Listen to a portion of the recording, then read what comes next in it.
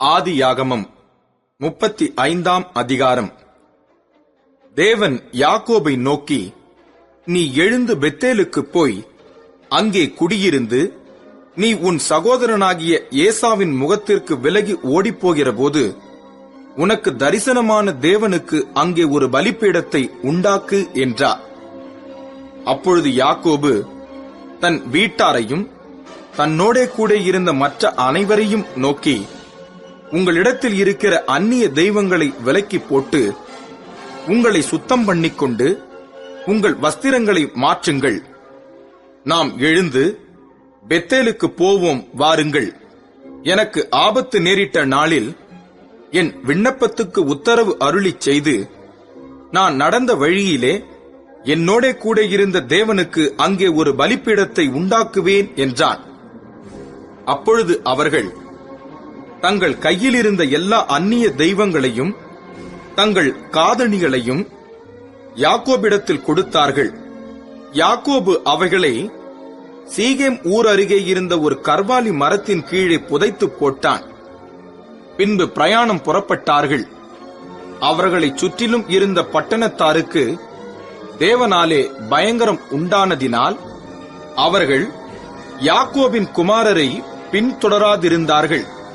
யாக்கோபும் அவனோடே கூட இருந்த எல்லா ஜனங்களும் கானான் தேசத்தில் உள்ள பெத்தேல் என்னும் லூசுக்கு வந்தார்கள். அங்கே அவன் ஒரு பலிபீடத்தை கட்டி தன் சகோதரனுடைய முகத்துக்கு தப்பி ஓடினபோது அங்கே தனக்கு தேவன் தரிசனமானபடியால் அந்த ஸ்தலத்திற்கு ஏல் பெத்தேல் என்று பெயரிட்டான். ரெபேக்காளின் தாதியாகிய தெபோரால் மரித்து பெத்தேலுக்கு சமீபமாயிருந்த ஒரு கர்வாலி மரத்தின் கீழ் அடக்கம் பண்ணப்பட்டாள். அதற்கு அலோன் பாகூத் என்னும் பேர் உண்டாயிற்று. யாக்கோபு பதான் அராமிலிருந்து வந்த பின்பு தேவன் அவனுக்கு மறுபடியும் தரிசனமாகி அவனை ஆசீர்வதித்து, இப்பொழுது உன் பேர் யாக்கோபு, இனி உன் பேர் யாக்கோபு எண்ணப்படாமல் இஸ்ரவேல் என்று உனக்கு பேர் வழங்கும் என்று சொல்லி அவனுக்கு இஸ்ரவேல் என்று பெயரிட்டார். பின்னும் தேவன் அவனை நோக்கி, நான் சர்வ வல்லமையுள்ள தேவன், நீ பலுகி பெருகுவாயாக. ஒரு ஜாதியும் பற்பல ஜாதிகளின் கூட்டங்களும் உன்னிலிருந்து உண்டாகும். ராஜாக்களும் உன் சந்ததியில் பிறப்பார்கள். நான் ஆபிரகாமுக்கும் ஈசாக்குக்கும் கொடுத்த தேசத்தை உனக்கு கொடுப்பேன். உனக்கு பின் உன் சந்ததிக்கும் இந்த தேசத்தை கொடுப்பேன் என்று சொல்லி தேவன் அவனோட பேசின ஸ்தலத்திலிருந்து அவனை விட்டு எழுந்தருளிப் போனார். அப்பொழுது யாக்கோபு தன்னோடே அவர் பேசின ஸ்தலத்திலே ஒரு கற்றூணை நிறுத்தி அதன் மேல் பான பலியை ஊற்றி எண்ணெயையும் வார்த்தான். தேவன் தன்னோட பேசின அந்த ஸ்தலத்திற்கு யாக்கோபு பெத்தேல் என்று பெயரிட்டான். பின்பு பெத்தேலை விட்டு பிரயாணம் புறப்பட்டார்கள். எப்பிராத்தாவுக்கு வர இன்னும் கொஞ்ச தூரம் இருக்கும்போது ராகேல் பிள்ளை பெற்றாள். பிரசவத்தில் அவளுக்கு கடும் வேதனை உண்டாயிற்று. பிரசவிக்கும் போது அவளுக்கு கடும் வேதனையாய் இருக்கையில் மருத்துவச்சி அவளை பார்த்து, பயப்படாதே, இந்த முறையும் புத்திரனை பெறுவாய் என்றாள். மரண காலத்தில் அவள் ஆத்துமா பிரியும் போது அவள் அவனுக்கு பெனோனி என்று பெயரிட்டாள். அவன் தகப்பனோ அவனுக்கு பென்யமீன் என்று பெயரிட்டான். ராகேல் மரித்து பெத்லகேம் என்னும் எப்பிராத்தா ஊருக்கு போகிற வழியிலே அடக்கம் பண்ணப்பட்டாள். அவள் கல்லறையின் மேல் யாக்கோபு ஒரு தூணை நிறுத்தினான். அதுவே இந்நாள் வரைக்கும் இருக்கிற ராகேலுடைய கல்லறையின் தூண். இஸ்ரவேல் பிரயாணம் பண்ணி ஏத்தேர் என்கிற கோபுரத்திற்கு அப்புறத்தில் கூடாரம் போட்டான். இஸ்ரவேல் அந்த தேசத்தில் தங்கிக் குடியிருக்கும் போது ரூபன் போய் தன் தகப்பனுடைய மறுமனையாட்டியாகிய பில்காளோடே சயனித்தான். அதை இஸ்ரவேல் கேள்விப்பட்டான். யாக்கோபின் குமாரர் 12 பேர். யாக்கோபின் மூத்த மகனாகிய ரூபன், சிமியோன், லேவி, யூதா, இசக்கார், செபுலோன் என்பவர்கள் லேயாள் பெற்ற குமாரர். யோசேப்பு, பென்யமின் என்பவர்கள் ராகேல் பெற்ற குமாரர். தான், நப்தலி என்பவர்கள் ராகேலுடைய பணிவிடைக்காரியாகிய பில்காள் பெற்ற குமாரர். காத், ஆசேர் என்பவர்கள் லேயாளின் பணிவிடைக்காரியாகிய சில்பாள் பெற்ற குமாரர். இவர்களே யாக்கோபுக்கு பதான் அராமிலே பிறந்த குமாரர். பின்பு யாக்கோபு அர்பாவின் ஊராகிய மம்ரேக்கு தன் தகப்பனாகிய ஈசாக்கினிடத்தில் வந்தான். அது ஆபிரகாமும் ஈசாக்கும் தங்கியிருந்த எபிரோன் என்னும் ஊர். ஈசாக்கு விருத்தாப்பியமும் பூரண ஆயுசும் உள்ளவனாகி 180 வருஷம் ஜீவித்திருந்து பிராணன் போய் மரித்து தன் ஜனத்தாரோடே சேர்க்கப்பட்டான். அவன் குமாரராகிய ஏசாவும் யாக்கோபும் அவனை அடக்கம் பண்ணினார்கள். ஆதியாகமம் 36ஆம் அதிகாரம். ஏதோமியரின் தகப்பனாகிய ஏசாவின் வம்ச வரலாறு. ஏசா கானான் தேசத்து பெண்களில் ஏத்தியனான ஏலோனின் குமாரத்தியாகிய ஆதாளையும், ஏவியனாகிய சிபியோனின் குமாரத்தியும், ஆனாகின் குமாரத்தியுமாகிய அகோலிபாமாளையும், இஸ்மவேலின் குமாரத்தியும், நெபாயோத்தின் சகோதரியுமாகிய பஸ்மாத்தையும் விவாகம் பண்ணியிருந்தான். ஆதாள் ஏசாவுக்கு எலிப்பாசை பெற்றாள். பஸ்மாத்து ரெகுவேலை பெற்றாள். அகோலிபாமாள் எயூஷையும் யாலாமையும் கோராகையும் பெற்றாள். இவர்களே ஏசாவுக்கு கானான் தேசத்திலே பிறந்த குமாரர். ஏசா தன் மனைவிகளையும் தன் குமாரரையும் தன் குமாரத்திகளையும் தன் வீட்டிலுள்ள யாவரையும் தன் ஆடு மாடுகளையும் மற்ற ஜீவ ஜந்துக்கள் யாவையும் தான் கானான் தேசத்திலே சம்பாதித்த ஆஸ்தி முழுவதையும் சேர்த்துக் கொண்டு தன் சகோதரனாகிய யாக்கோபை விட்டு பிரிந்து வேறே தேசத்துக்கு போனான். அவர்களுடைய சம்பத்து மிகுதியாய் இருந்தபடியினால் அவர்கள் ஒருமித்து குடியிருக்க கூடாமற் போயிற்று. அவர்களுடைய மந்தைகளின் நிமித்தமாய் அவர்கள் தங்கியிருந்த பூமி அவர்களை தாங்கக் கூடாததாய் இருந்தது. ஆதலால் ஏசா சேயீர் மலையில் குடியேறினான். ஏசாவுக்கு ஏதோம் என்றும் பேர். சேயீர் மலையில் இருக்கிற ஏதோமியருடைய தகப்பனாகிய ஏசாவின் சந்ததிகளும் ஏசாவின் குமாரருடைய நாமங்களுமாவன: ஏசாவின் மனைவியாகிய ஆதாளுடைய குமாரனுக்கு எலிப்பாஸ் என்று பேர். ஏசாவின் மனைவியாகிய பஸ்மாத்துடைய குமாரனுக்கு ரெகுவேல் என்று பேர். எலிப்பாசின் குமாரர் தேமான், ஓமார், செப்போ, கத்தாம், கேனாஸ் என்பவர்கள். திம்னாள் ஏசாவின் குமாரனாகிய எலிப்பாசுக்கு மறுமனையாட்டியாய் இருந்து எலிப்பாசுக்கு அமலேக்கை பெற்றாள். இவர்களே ஏசாவின் மனைவியாகிய ஆதாளுடைய புத்திரர். ரெகுவேலுடைய குமாரர் நகாத், செராகு, சம்மா, மீசா என்பவர்கள். இவர்களே ஏசாவின் மனைவியாகிய பஸ்மாத்தின் புத்திரர். சிபியோனின் குமாரத்தியும் ஆனாகின் குமாரத்தியுமான அகோலிபாமாள் என்கிற ஏசாவின் மனைவி எயூஷ், யாலாம், கோராகு என்னும் புத்திரரை ஏசாவுக்கு பெற்றாள்.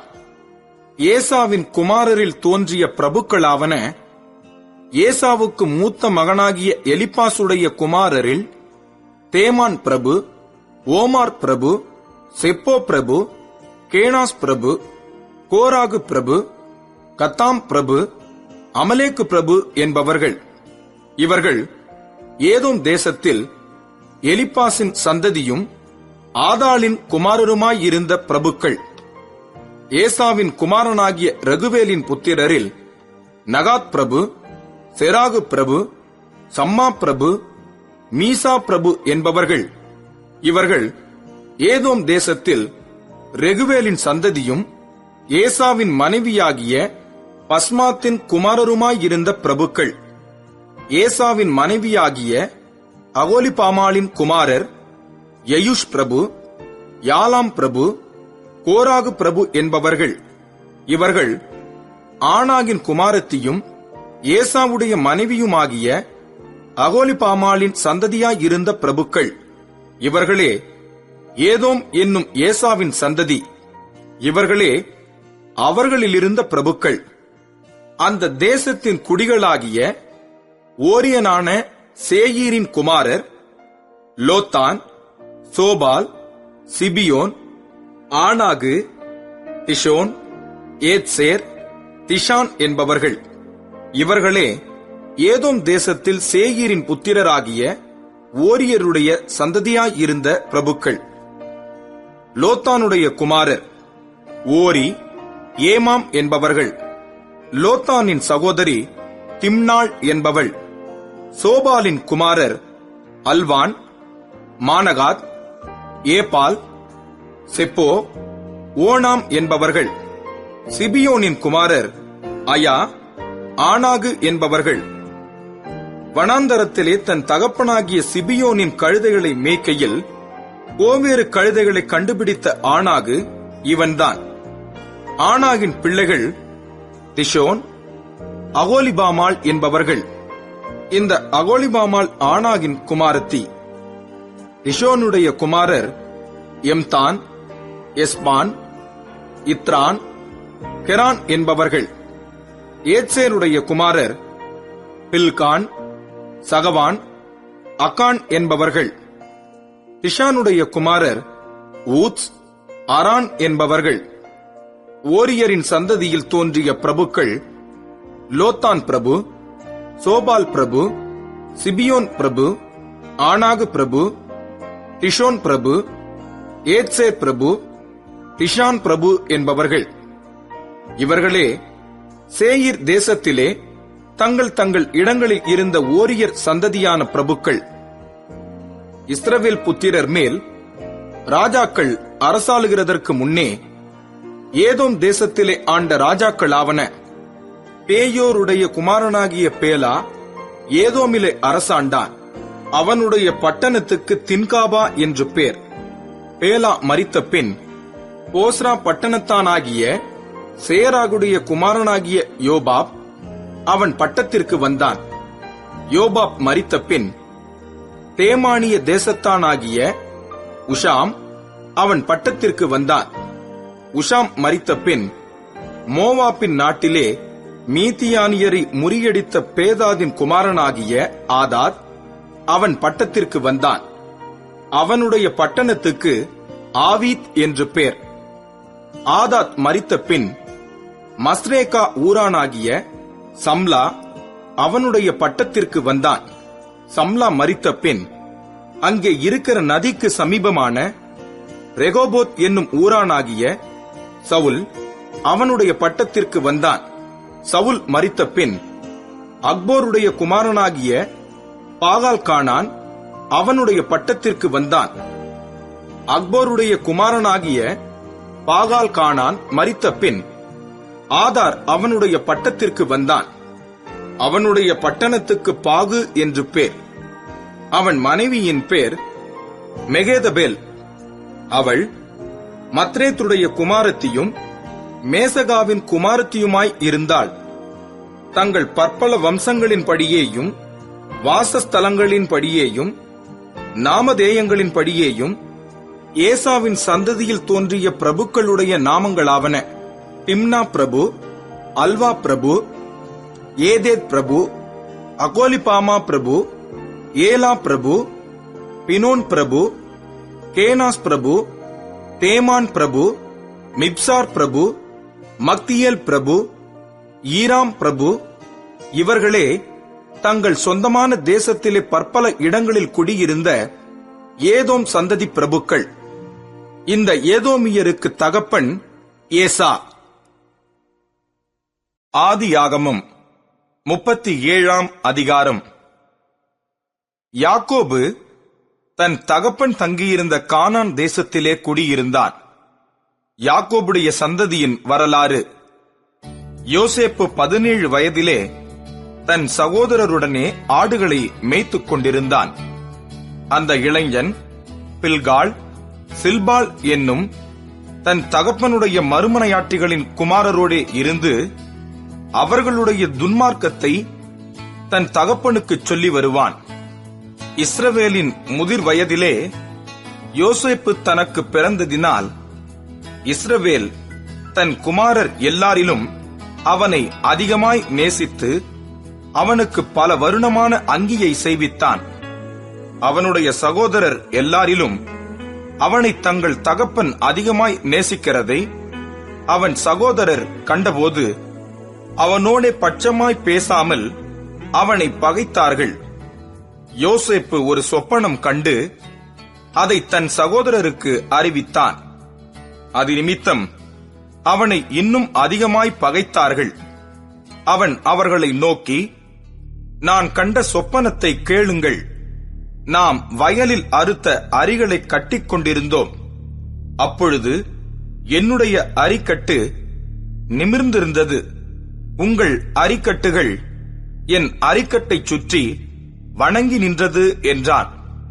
அப்பொழுது அவன் சகோதரர் அவனை பார்த்து, நீ எங்கள் மேல் துரைத்தனம் பண்ணுவாயோ, நீ எங்களை ஆளப் போகிறாயோ என்று சொல்லி அவனை அவன் சொப்பனங்களின் நிமித்தமும் அவன் வார்த்தைகளின் நிமித்தமும் இன்னும் அதிகமாய் பகைத்தார்கள்.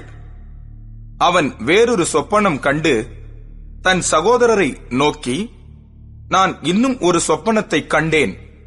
சூரியனும் சந்திரனும் 11 நட்சத்திரங்களும் என்னை வணங்கினது என்றான். இதை அவன் தன் தகப்பனுக்கும் தன் சகோதரருக்கும் சொன்னபோது அவன் தகப்பன் அவனை பார்த்து, நீ கண்ட இந்த சொப்பனம் என்ன? நானும் உன் தாயாரும் உன் சகோதரரும் தரைமட்டும் குனிந்து உன்னை வணங்க வருவோமோ என்று அவனை கடிந்து கொண்டான். அவன் சகோதரர் அவன் மேல் பொறாமை கொண்டார்கள். அவன் தகப்பனோ அவன் சொன்னதை மனதிலே வைத்துக் கொண்டான். பின்பு அவன் சகோதரர் சீகேமிலே தங்கள் தகப்பனுடைய ஆடுகளை மேய்க்கப் போனார்கள். அப்பொழுது இஸ்ரவேல் யோசேப்பை நோக்கி, உன் சகோதரர் சீகேமிலே ஆடுகளை மேய்க்கிறார்கள் அல்லவா? உன்னை அவர்களிடத்துக்கு அனுப்பப் போகிறேன், வா என்றான். அவன், இதோ போகிறேன் என்றான். அப்பொழுது அவன், நீ போய் உன் சகோதரருடைய க்ஷேமம் எப்படி என்றும் ஆடுகள் எப்படி இருக்கிறது என்றும் பார்த்து எனக்கு மறுசெய்தி கொண்டு வா என்று அவனுக்கு சொல்லி எபிரோன் பள்ளத்தாக்கிலே இருந்து அவனை அனுப்பினான். அந்தபடியே அவன் சீகேமுக்கு போனான். அப்பொழுது ஒரு மனிதன் அவன் வெளியிலே வழித்தப்பி திரிகிறதைக் கண்டு, என்ன தேடுகிறாய் என்று அவனை கேட்டான். அதற்கு அவன், என் சகோதரரை தேடுகிறேன். அவர்கள் எங்கே ஆடு மேய்க்கிறார்கள் சொல்லும் என்றான். அந்த மனிதன், அவர்கள் இவ்விடத்திலிருந்து போய்விட்டார்கள். தோத்தானுக்கு போவோம் என்று அவர்கள் சொல்ல கேட்டேன் என்றான். அப்பொழுது யோசேப்பு தன் சகோதரரை தொடர்ந்து போய் அவர்களை தோத்தானிலே கண்டுபிடித்தான். அவர்கள் அவனை தூரத்தில் வரக் கண்டு அவன் தங்களுக்கு சமீபமாய் வரும் முன்னே அவனை கொலை செய்யும்படி சதியோசனை பண்ணி ஒருவரை ஒருவர் நோக்கி, இதோ சொப்பனக்காரன் வருகிறான், நாம் அவனை கொன்று இந்த குழிகள் ஒன்றிலே அவனை போட்டு ஒரு துஷ்ட மிருகம் அவனை பட்சித்தது என்று சொல்லுவோம், வாருங்கள், அவனுடைய சொப்பனங்கள் எப்படி முடியும் பார்ப்போம் என்றார்கள். ரூபன் அதை கேட்டு அவனை அவர்கள் கைக்கு தப்புவித்து அவனை அவன் தகப்பனிடத்துக்கு திரும்பவும் கொண்டு போக மனதுள்ளவனாய் அவர்களை நோக்கி, அவனை கொல்ல வேண்டாம், நீங்கள் இரத்தம் சிந்தலாகாது, நீங்கள் அவன் மேல் கை வையாமல் அவனை வனாந்தரத்திலுள்ள இந்த குழியிலே போட்டு விடுங்கள் என்று சொல்லி இவ்விதமாய் ரூபன் அவனை அவர்கள் கைக்கு தப்புவித்தான். யோசேப்பு தன் சகோதரரிடத்தில் சேர்ந்தபோது யோசேப்பு உடுத்திக் கொண்டிருந்த பல வருண அங்கியை அவர்கள் கழற்றி அவனை எடுத்து அந்த குழியிலே போட்டார்கள். அது தண்ணீரில்லாத வெறுங்குழியாய் இருந்தது. பின்பு அவர்கள் போஜனம் செய்யும்படி உட்கார்ந்தார்கள். அவர்கள் தங்கள் கண்களை ஏறெடுக்கும் போது, இதோ கீலேயாத்திலிருந்து வருகிற இஸ்மவேலருடைய கூட்டத்தை கண்டார்கள். அவர்கள் எகிப்துக்கு கொண்டு போகும்படி கந்தவர்க்கங்களையும் பிசின் தைலத்தையும் வெள்ளைப் போளத்தையும் ஒட்டகங்கள் மேல் ஏற்றிக் கொண்டு வந்தார்கள். அப்பொழுது யூதா தன் சகோதரரை நோக்கி, நாம் நம்முடைய சகோதரனை கொன்று அவன் இரத்தத்தை மறைப்பதினால் லாபம் என்ன? அவனை இந்த இஸ்மவேலருக்கு விற்று போடுவோம், வாருங்கள். நமது கை அவன் மேல் படாதிருப்பதாக. அவன் நம்முடைய சகோதரனும் நம்முடைய மாம்சமுமாய் இருக்கிறானே என்றான். அவன் சகோதரர் அவன் சொல்லுக்கு இணங்கினார்கள். அந்த வர்த்தகரான மீதியானியர் கடந்து போகிற போது அவர்கள் யோசேப்பை அந்த குழியிலிருந்து தூக்கி எடுத்து அவனை இஸ்மவேலர் கையில் 20 வெள்ளிக்காசுக்கு விற்று போட்டார்கள். அவர்கள் யோசேப்பை எகிப்திற்கு கொண்டு போனார்கள். பின்பு ரூபன் அந்த குழியினிடத்துக்கு திரும்பி போனபோது யோசேப்பு குழியில் இல்லை என்று கண்டு தன் வஸ்திரங்களை கிழித்துக் கொண்டு தன் சகோதரரிடத்துக்கு திரும்பி வந்து, இளைஞன் இல்லையே, ஐயோ, நான் எங்கே போவேன் என்றான். அவர்கள் யோசேப்பின் அங்கியை எடுத்து ஒரு வெள்ளாட்டுக் கடாவை அடித்து அந்த அங்கியை இரத்தத்திலே தோய்த்து பல வருணமான அந்த அங்கியை தங்கள் தகப்பனிடத்துக்கு அனுப்பி, இதை நாங்கள் கண்டெடுத்தோம், இது உம்முடைய குமாரன் அங்கியோ அல்லவோ பாரும் என்று சொல்லச் சொன்னார்கள். யாக்கோபு அதை கண்டு, இது என் குமாரனுடைய அங்கிதான், ஒரு துஷ்ட மிருகம் அவனை பட்சித்து போட்டது, யோசேப்பு பீருண்டு போனான் என்று புலம்பி தன் வஸ்திரங்களை கிழித்து தன் அறையில் இரட்டு கட்டிக்கொண்டு அநேக நாள் தன் குமாரனுக்காக துக்கித்துக் கொண்டிருந்தான். அவனுடைய குமாரர் குமாரத்திகள் எல்லாரும் அவனுக்கு ஆறுதல் சொல்ல வந்து நின்றார்கள். ஆனாலும் அவன் ஆறுதலுக்கு இடங்கொடாமல், நான் துக்கத்தோடே என் குமாரனிடத்தில் பாதாளத்தில் இறங்குவேன் என்றான். இவ்விதமாய் அவனுடைய தகப்பன் அவனுக்காக அழுது கொண்டிருந்தான். அந்த மீதியானியர் யோசேப்பை எகிப்திலே பார்வோனின் பிரதானியும் தலையாரிகளுக்கு அதிபதியுமாகிய போத்திபார் என்பவனிடத்தில் விற்றார்கள். ஆதியாகமம் 38ஆம் அதிகாரம். அக்காலத்திலே யூதா தன் சகோதரரை விட்டு அதுலாம் ஊரானாகிய ஈரா என்னும் ஒரு மனிதனிடத்தில் போய்ச் சேர்ந்தான். அங்கே யூதா சூவா என்னும் பேருள்ள ஒரு கானானியனுடைய குமாரத்தியை கண்டு அவளை விவாகம் பண்ணி அவளோடே சேர்ந்தான். அவள் கர்ப்பவதியாகி ஒரு குமாரனை பெற்றாள். அவனுக்கு ஏர் என்று பெயரிட்டான். அவள் மறுபடியும் கர்ப்பவதியாகி ஒரு குமாரனை பெற்று அவனுக்கு ஓனான் என்று பெயரிட்டாள். அவள் மறுபடியும் கர்ப்பவதியாகி ஒரு குமாரனை பெற்று அவனுக்கு சேலா என்று பெயரிட்டாள். அவள் இவனை பெறுகிற போது அவன் கெசிபிலே இருந்தான். யூதா தன் மூத்த மகனாகிய ஏர் என்பவனுக்கு தாமார் என்னும் பேருள்ள ஒரு பெண்ணை கொண்டான். யூதாவின் மூத்த மகனாகிய ஏர் என்பவன் கர்த்தரின் பார்வைக்கு பொல்லாதவனாய் இருந்ததினால் கர்த்தர் அவனை அழித்துப் போட்டார். அப்பொழுது யூதா ஓனானை நோக்கி, நீ உன் தமையன் மனைவியை சேர்ந்து அவளை மைத்துன சுதந்திரமாய் படைத்து உன் தமையனுக்கு சந்ததியை உண்டாக்கு என்றான்.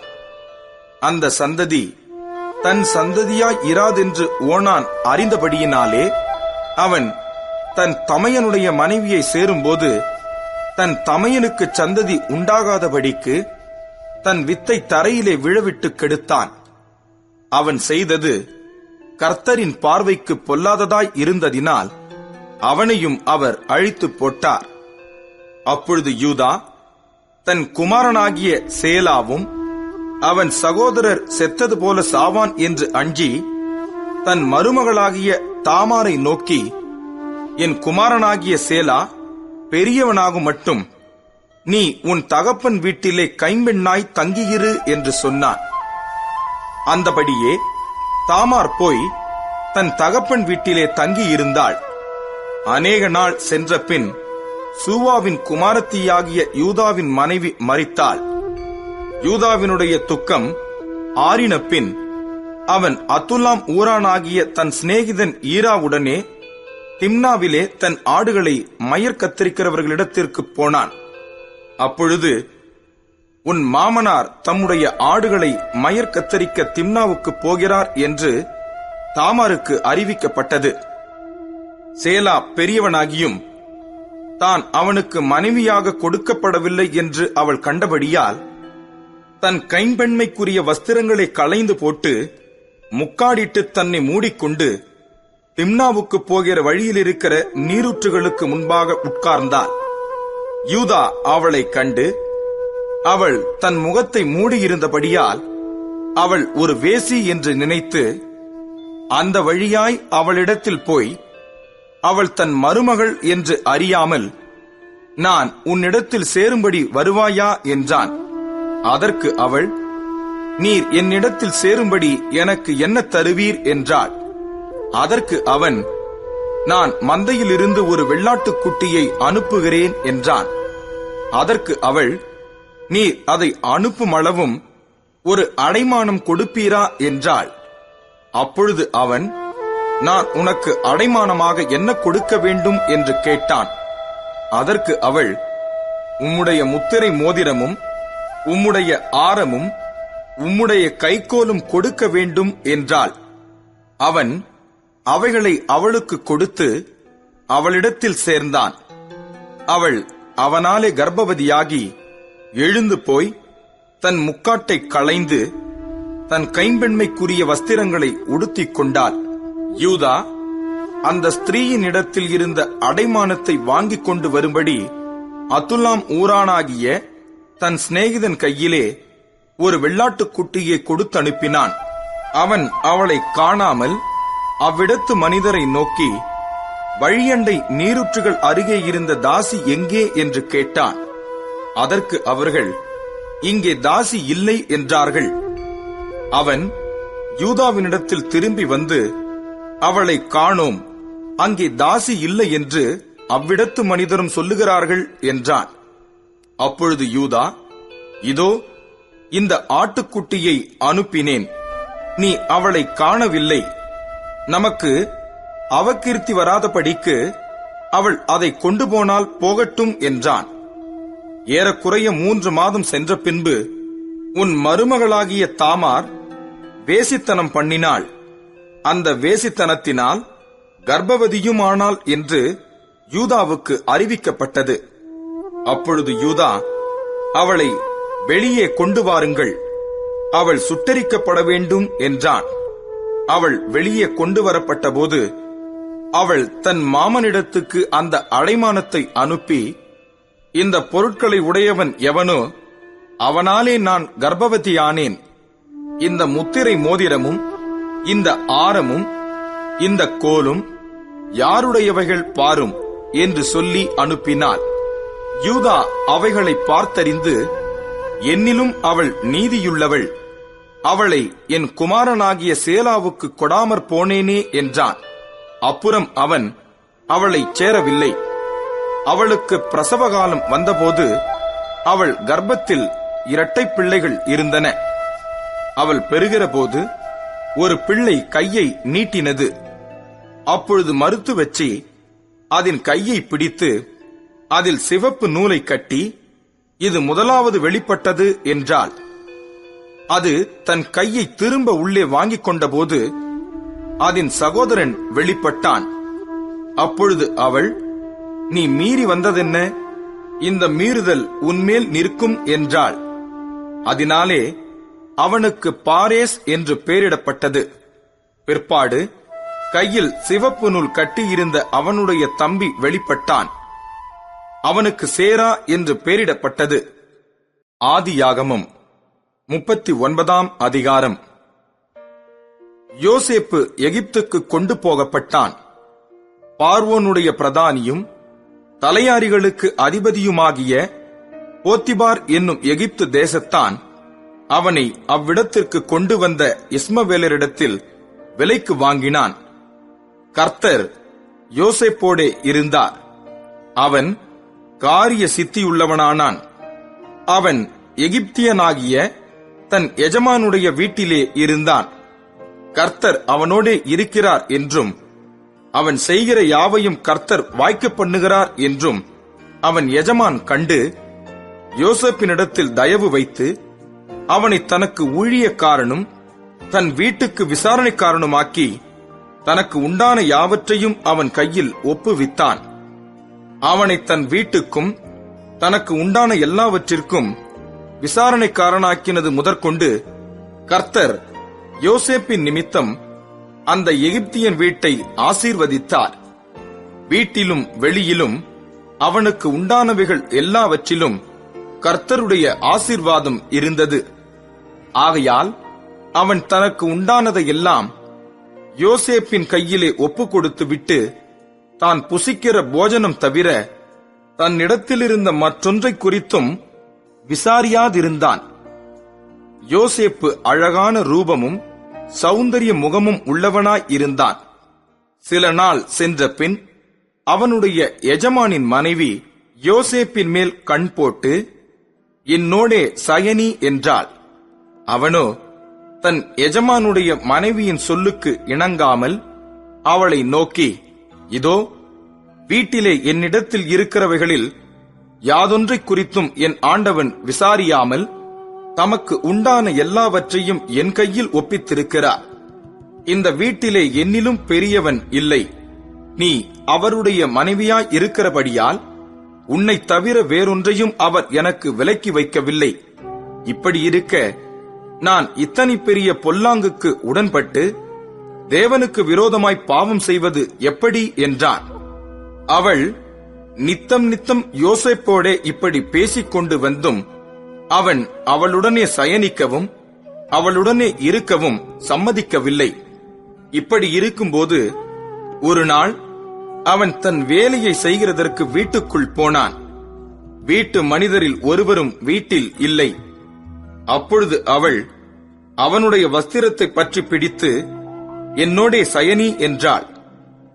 அவனோ தன் வஸ்திரத்தை அவள் கையிலே விட்டு வெளியே ஓடிப்போனான். அவன் தன் வஸ்திரத்தை அவள் கையிலே விட்டு வெளியே ஓடிப்போனதை அவள் கண்டபோது அவள் தன் வீட்டு மனிதரை கூப்பிட்டு, பாருங்கள், எபிரெய மனுஷன் நம்மிடத்தில் சரசம் பண்ணும்படிக்கு அவனை நமக்குள் கொண்டு வந்தார். அவன் என்னோடே சயனிக்கும்படிக்கு என்னிடத்தில் வந்தான். நான் மிகுந்த சத்தமிட்டு கூப்பிட்டேன். நான் சத்தமிட்டு கூப்பிடுகிறதை அவன் கேட்டு தன் வஸ்திரத்தை என்னிடத்தில் விட்டு வெளியே ஓடிப்போய் விட்டான் என்று சொன்னாள். அவனுடைய எஜமான் வீட்டுக்கு வருமளவும் அவனுடைய வஸ்திரத்தை தன்னிடத்தில் வைத்திருந்து அவனை நோக்கி, நீர் நம்மிடத்தில் கொண்டு வந்த அந்த எபிரெய வேலைக்காரன் சரசம் பண்ணும்படிக்கு என்னிடத்தில் வந்தான். அப்பொழுது நான் சத்தமிட்டு கூப்பிட்டேன். அவன் தன் வஸ்திரத்தை என்னிடத்தில் விட்டு வெளியே ஓடிப்போனான் என்றார். உம்முடைய வேலைக்காரன் எனக்கு இப்படி செய்தான் என்று தன் மனைவி தன்னோடே சொன்ன வார்த்தைகளை அவனுடைய எஜமான் கேட்டபோது அவனுக்கு கோபம் மூண்டது. யோசேப்பின் எஜமான் அவனை பிடித்து ராஜாவின் கட்டளையால் காவலில் வைக்கப்பட்டவர்கள் இருக்கும் சிறைச்சாலையிலே அவனை ஒப்புவித்தான். அந்த சிறைச்சாலையில் அவன் இருந்தான். கர்த்தரோ யோசேப்போடே இருந்து அவன் மேல் கிருபை வைத்து சிறைச்சாலை தலைவனுடைய தயவு அவனுக்கு கிடைக்கும்படி செய்தார். சிறைச்சாலை தலைவன் சிறைச்சாலையில் வைக்கப்பட்ட யாவரையும் யோசேப்பின் கையிலே ஒப்புவித்தான். அங்கே அவர்கள் செய்வதெல்லாவற்றையும் யோசேப்பு செய்வித்தான். கர்த்தர் அவனோடே இருந்தபடியினாலும் அவன் எதை செய்தானோ அதை கர்த்தர் வாய்க்க பண்ணினபடியினாலும் அவன் வசமாயிருந்த யாதொன்றையும் குறித்து சிறைச்சாலை தலைவன் விசாரிக்கவில்லை. ஆதியாகமம் 40ஆம் அதிகாரம். இந்த நடபடிகளுக்கு பின்பு எகிப்து ராஜாவுக்கு பான பாத்திரக்காரனும் சுயம்பாகியும் எகிப்து ராஜாவாகிய தங்கள் ஆண்டவனுக்கு குற்றம் செய்தார்கள். பார்வோன் தன் பானபாத்திரக்காரரின் தலைவனும் சுயம்பாகிகளின் தலைவனும் ஆகிய இவ்விரண்டு பிரதானிகள் மேலும் கடுங்கோபம் கொண்டு அவர்களை யோசேப்பு வைக்கப்பட்டிருந்த இடமும் தலையாரிகளின் அதிபதியின் வீடுமாகிய சிறைச்சாலையிலே காவல் பண்ணுவித்தான். தலையாரிகளின் அதிபதி அவர்களை விசாரிக்கும்படி யோசேப்பின் வசத்தில் ஒப்புவித்தான். அவன் அவர்களை விசாரித்து வந்தான். அவர்கள் அநேக நாள் காவலில் இருந்தார்கள். எகிப்து ராஜாவுக்கு பானபாத்திரக்காரனும் சுயம்பாகியுமாகிய அவ்விரண்டு பேரும் சிறைச்சாலையில் இருக்கும்போது ஒரே ராத்திரியிலே வெவ்வேறு பொருள் கொண்ட சொப்பனம் கண்டார்கள். காலமே யோசேப்பு அவர்களிடத்தில் போய் அவர்களை பார்க்கும்போது அவர்கள் கலங்கியிருந்தார்கள். அப்பொழுது அவன் தன் எஜமானுடைய வீட்டில் தன்னோடே காவல் பண்ணப்பட்டிருந்த பார்வோனுடைய பிரதானிகளை நோக்கி, உங்கள் முகங்கள் இன்று துக்கமாயிருக்கிறது என்ன என்று கேட்டான். அதற்கு அவர்கள், சொப்பனம் கண்டோம், அதற்கு அர்த்தம் சொல்லுகிறவன் ஒருவனும் இல்லை என்றார்கள். அதற்கு யோசேப்பு, சொப்பனத்துக்கு அர்த்தம் சொல்லுதல் தேவனுக்குரியதல்லவா? அவைகளை என்னிடத்தில் சொல்லுங்கள் என்றான். அப்பொழுது பானபாத்திரக்காரரின் தலைவன் யோசேப்பை நோக்கி, என் சொப்பனத்திலே ஒரு திராட்சை செடி எனக்கு முன்பாக இருக்க கண்டேன். அந்த திராட்சை செடியிலே 3 கொடிகள் இருந்தது. அது துளிர்க்கிறதாய் இருந்தது. அதில் பூக்கள் மலர்ந்திருந்தது.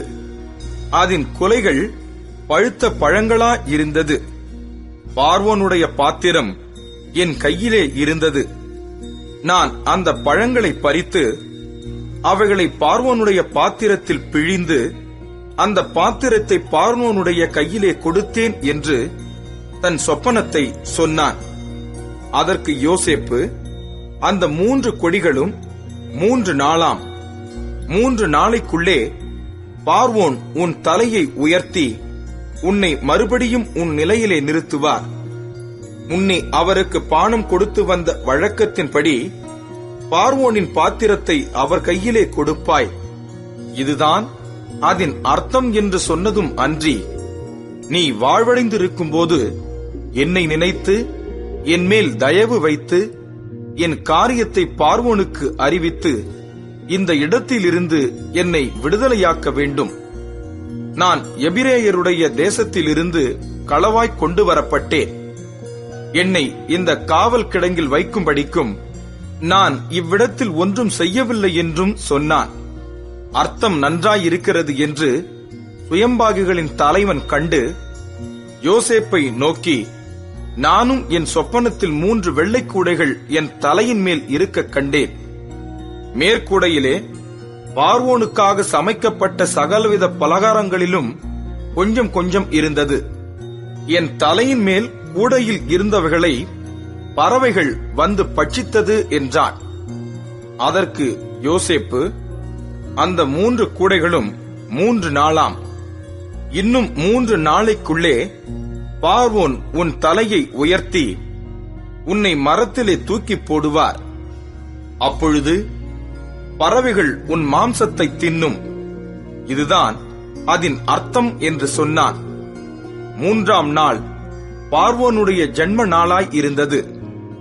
அவன் தன் ஊழியக்காரர் எல்லாருக்கும் விருந்து பண்ணி பானபாத்திரக்காரருடைய தலைவன் தலையையும் சுயம்பாகிகளுடைய தலைவன் தலையையும் தன் உத்தியோகஸ்தரின் நடுவே உயர்த்தி, பானபாத்திரக்காரரின் தலைவனை பானங்கொடுக்கிற தன் உத்தியோகத்திலே மறுபடியும் வைத்தான். அந்தபடியே அவன் பார்வோனுடைய கையிலே பாத்திரத்தை கொடுத்தான். சுயம்பாகிகளின் தலைவனையோ தூக்கி போட்டான். யோசேப்பு அவர்களுக்கு சொன்ன அர்த்தத்தின்படியே சம்பவித்தது. ஆனாலும் பானபாத்திரக்காரரின் தலைவன் யோசேப்பை நினையாமல் அவனை மறந்து விட்டான். ஆதியாகமம் 41ஆம் அதிகாரம். 2 வருஷம் சென்ற பின்பு பார்வோன் ஒரு சொப்பனம் கண்டான்.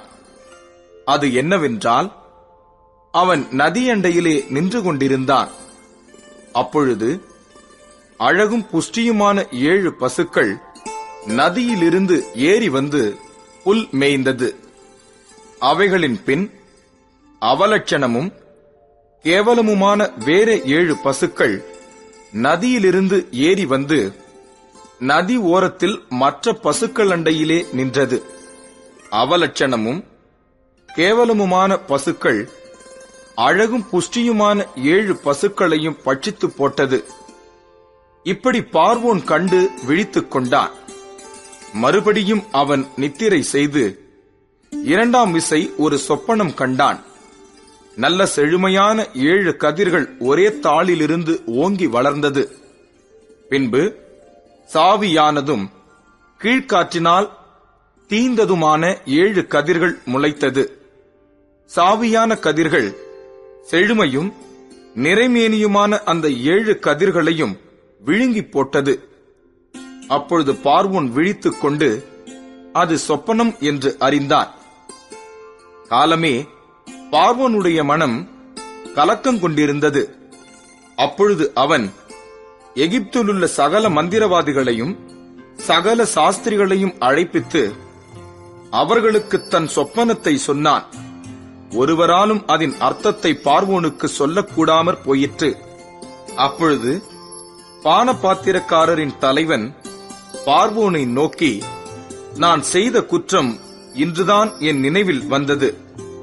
பார்வோன் தம்முடைய ஊழியக்காரர் மேல் கடுங்கோபம் கொண்டு என்னையும் சுயம்பாகிகளின் தலைவனையும் தலையாரிகளின் அதிபதி வீடாகிய சிறைச்சாலையிலே வைத்திருந்த காலத்தில் நானும் அவனும் ஒரே ராத்திரியிலே வெவ்வேறு பொருள் கொண்ட சொப்பனம் கண்டோம். அப்பொழுது தலையாரிகளின் அதிபதிக்கு வேலைக்காரனாகிய எபிரேய பிள்ளையாண்டான் ஒருவன் அங்கே எங்களோடே இருந்தான். அவனிடத்தில் அவைகளைச் சொன்னோம். அவன் நாங்கள் கண்ட சொப்பனங்களுக்குரிய வெவ்வேறு அர்த்தத்தின்படியே எங்கள் சொப்பனத்தின் பயனை சொன்னான். அவன் எங்களுக்கு சொல்லிய அர்த்தத்தின்படியே நடந்தது. என்னை திரும்ப என் நிலையிலே நிறுத்தி அவனை தூக்கி போடுவித்தார் என்றான். அப்பொழுது பார்வோன் யோசேப்பை அழைப்பித்தான். அவனை தீவிரமாய் காவல் கிடங்கிலிருந்து கொண்டு வந்தார்கள். அவன் சவரம் பண்ணிக்கொண்டு வேறு வஸ்திரம் தரித்து பார்வோனிடத்தில் வந்தான். பார்வோன் யோசேப்பை நோக்கி, ஒரு சொப்பனம் கண்டேன். அதன் அர்த்தத்தை சொல்ல ஒருவரும் இல்லை.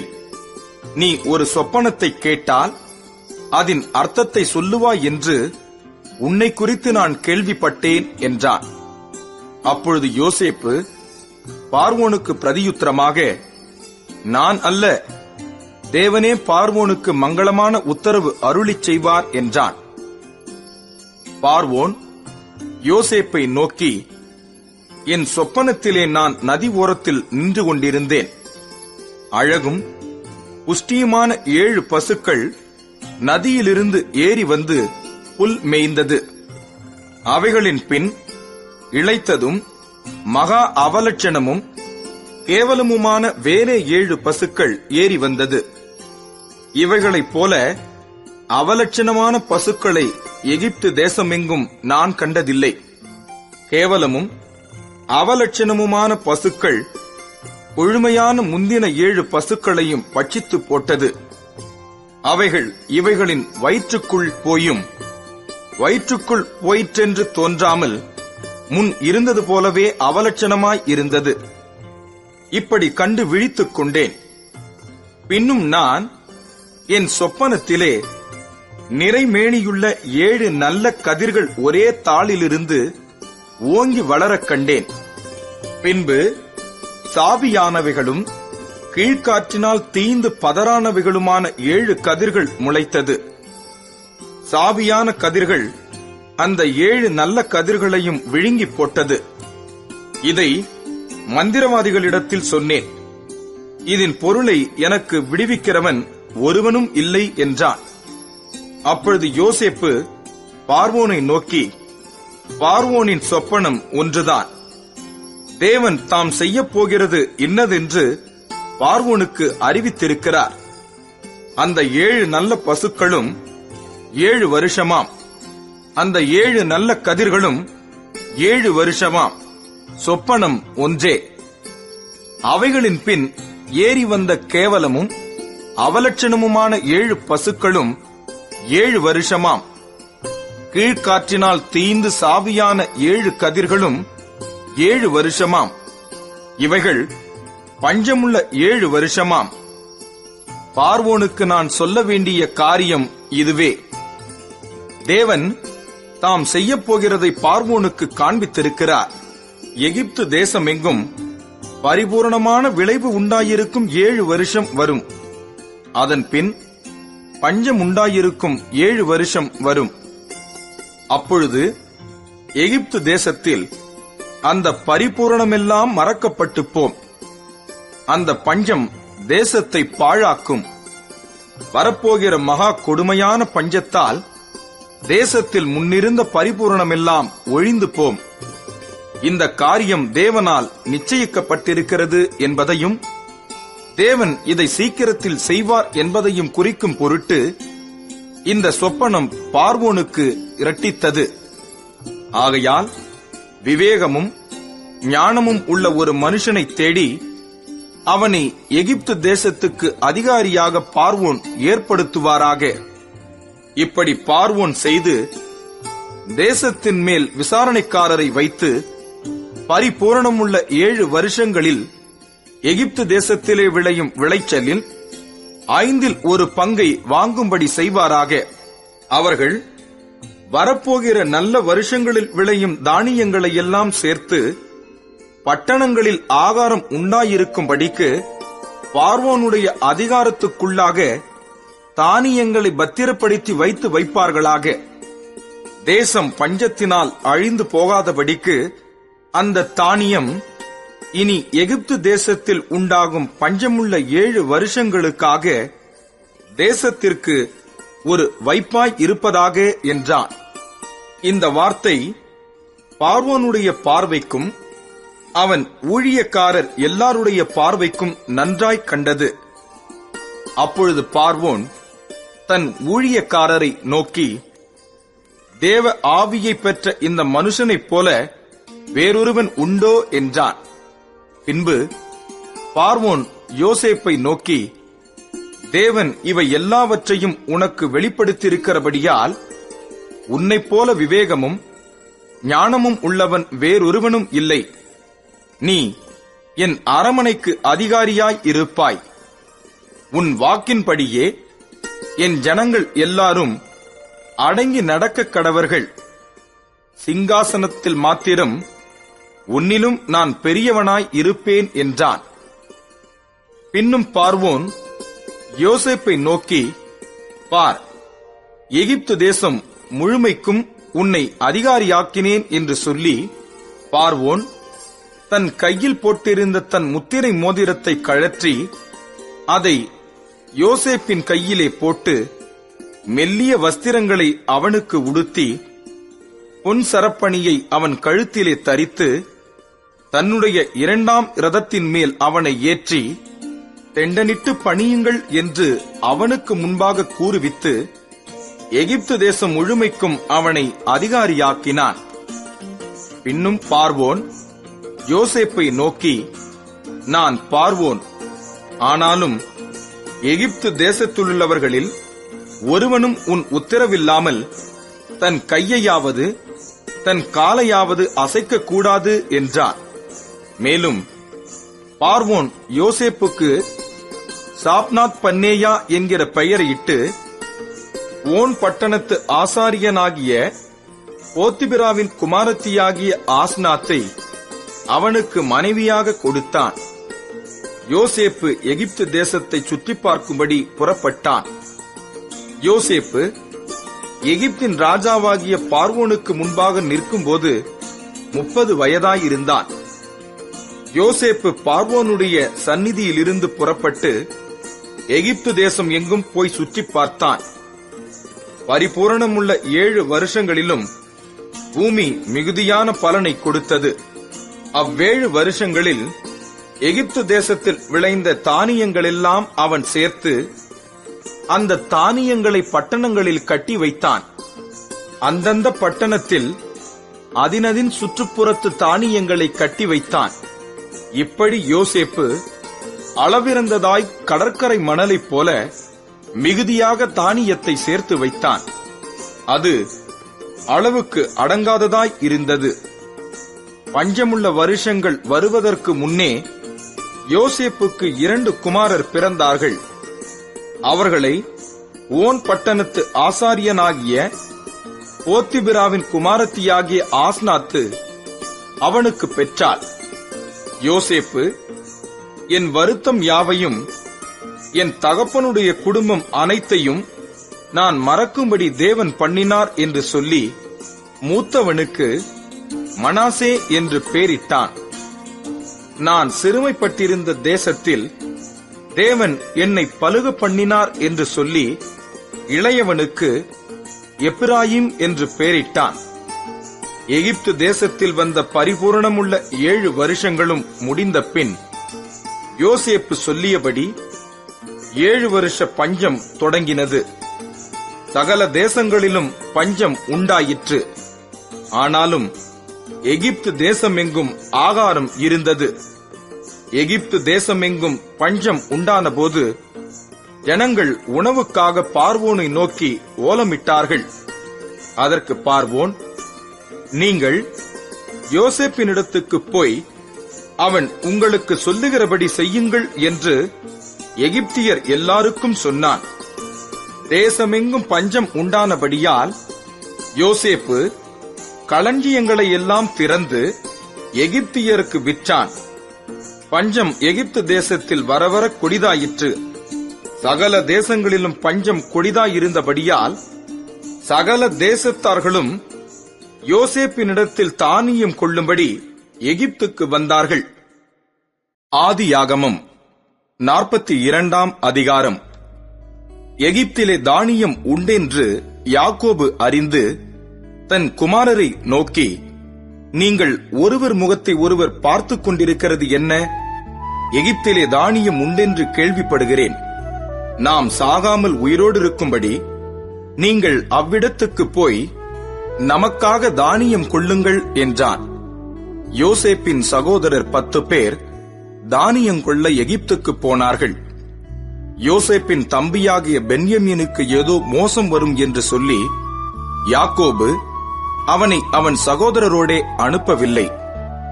கானான் தேசத்திலே பஞ்சம் உண்டாயிருந்தபடியால் தானியம் கொள்ளப் போகிறவர்களுடனே கூட இஸ்ரவேலின் குமாரரும் போனார்கள். யோசேப்பு அந்த தேசத்துக்கு அதிபதியாயிருந்து தேசத்தின் ஜனங்கள் யாவருக்கும் விற்றான். யோசேப்பின் சகோதரர் வந்து முகங்குப்புற தரையிலே விழுந்து அவனை வணங்கினார்கள். யோசேப்பு அவர்களை பார்த்து தன் சகோதரர் என்று அறிந்து கொண்டான். அறிந்தும் அறியாதவன் போல கடினமாய் அவர்களோடே பேசி, நீங்கள் எங்கே இருந்து வந்தீர்கள் என்று கேட்டான். அதற்கு அவர்கள், கானான் தேசத்திலிருந்து தானியம் கொள்ள வந்தோம் என்றார்கள். யோசேப்பு அவர்களை தன் சகோதரர் என்று அறிந்தும் அவர்கள் அவனை அறியவில்லை. யோசேப்பு அவர்களை குறித்து தான் கண்ட சொப்பனங்களை நினைத்து அவர்களை நோக்கி, நீங்கள் வேவுக்காரர், தேசம் எங்கே திறந்து கிடக்கிறது என்று பார்க்க வந்தீர்கள் என்றான்.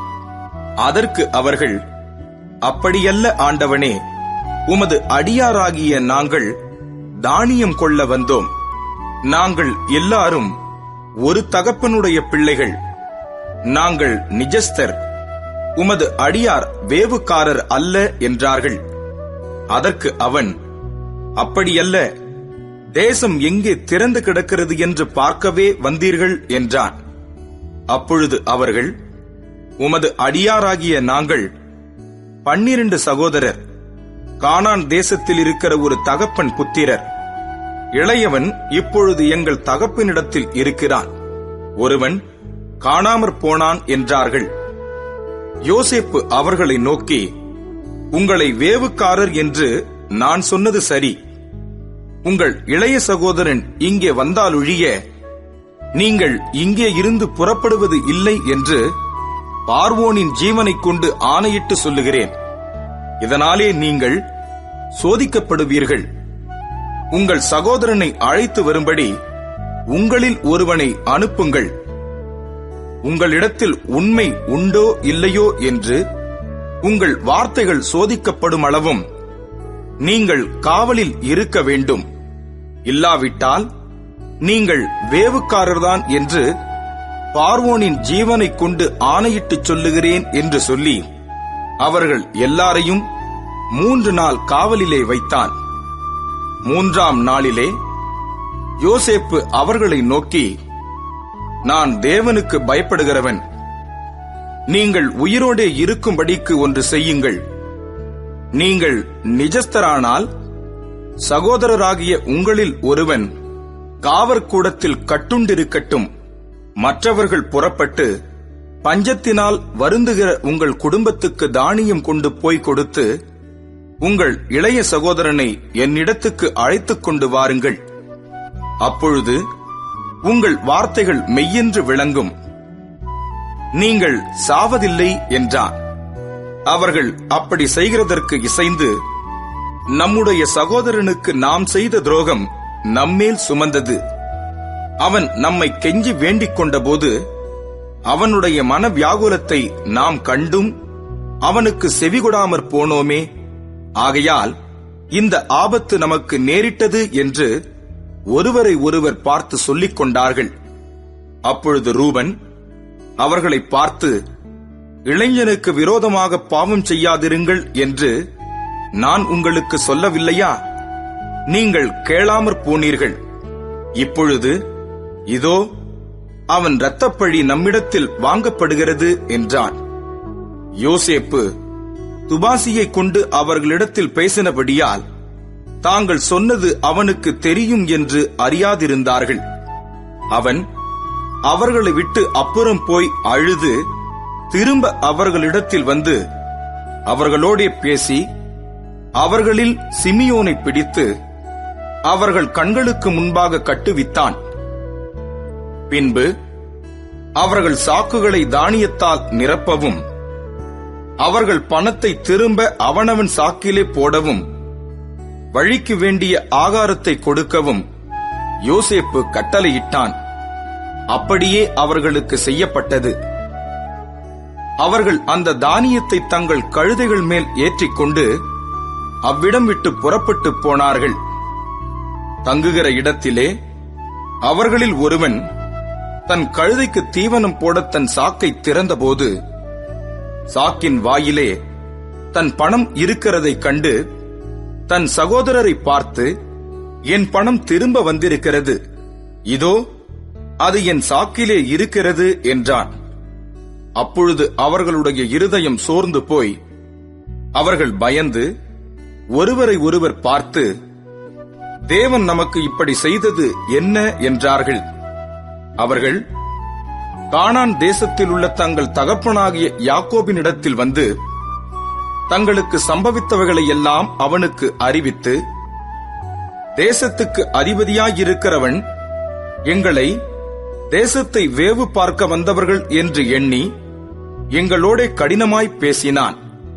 நாங்களோ அவனை நோக்கி, நாங்கள் நிஜஸ்தர், வேவுக்காரர் அல்ல.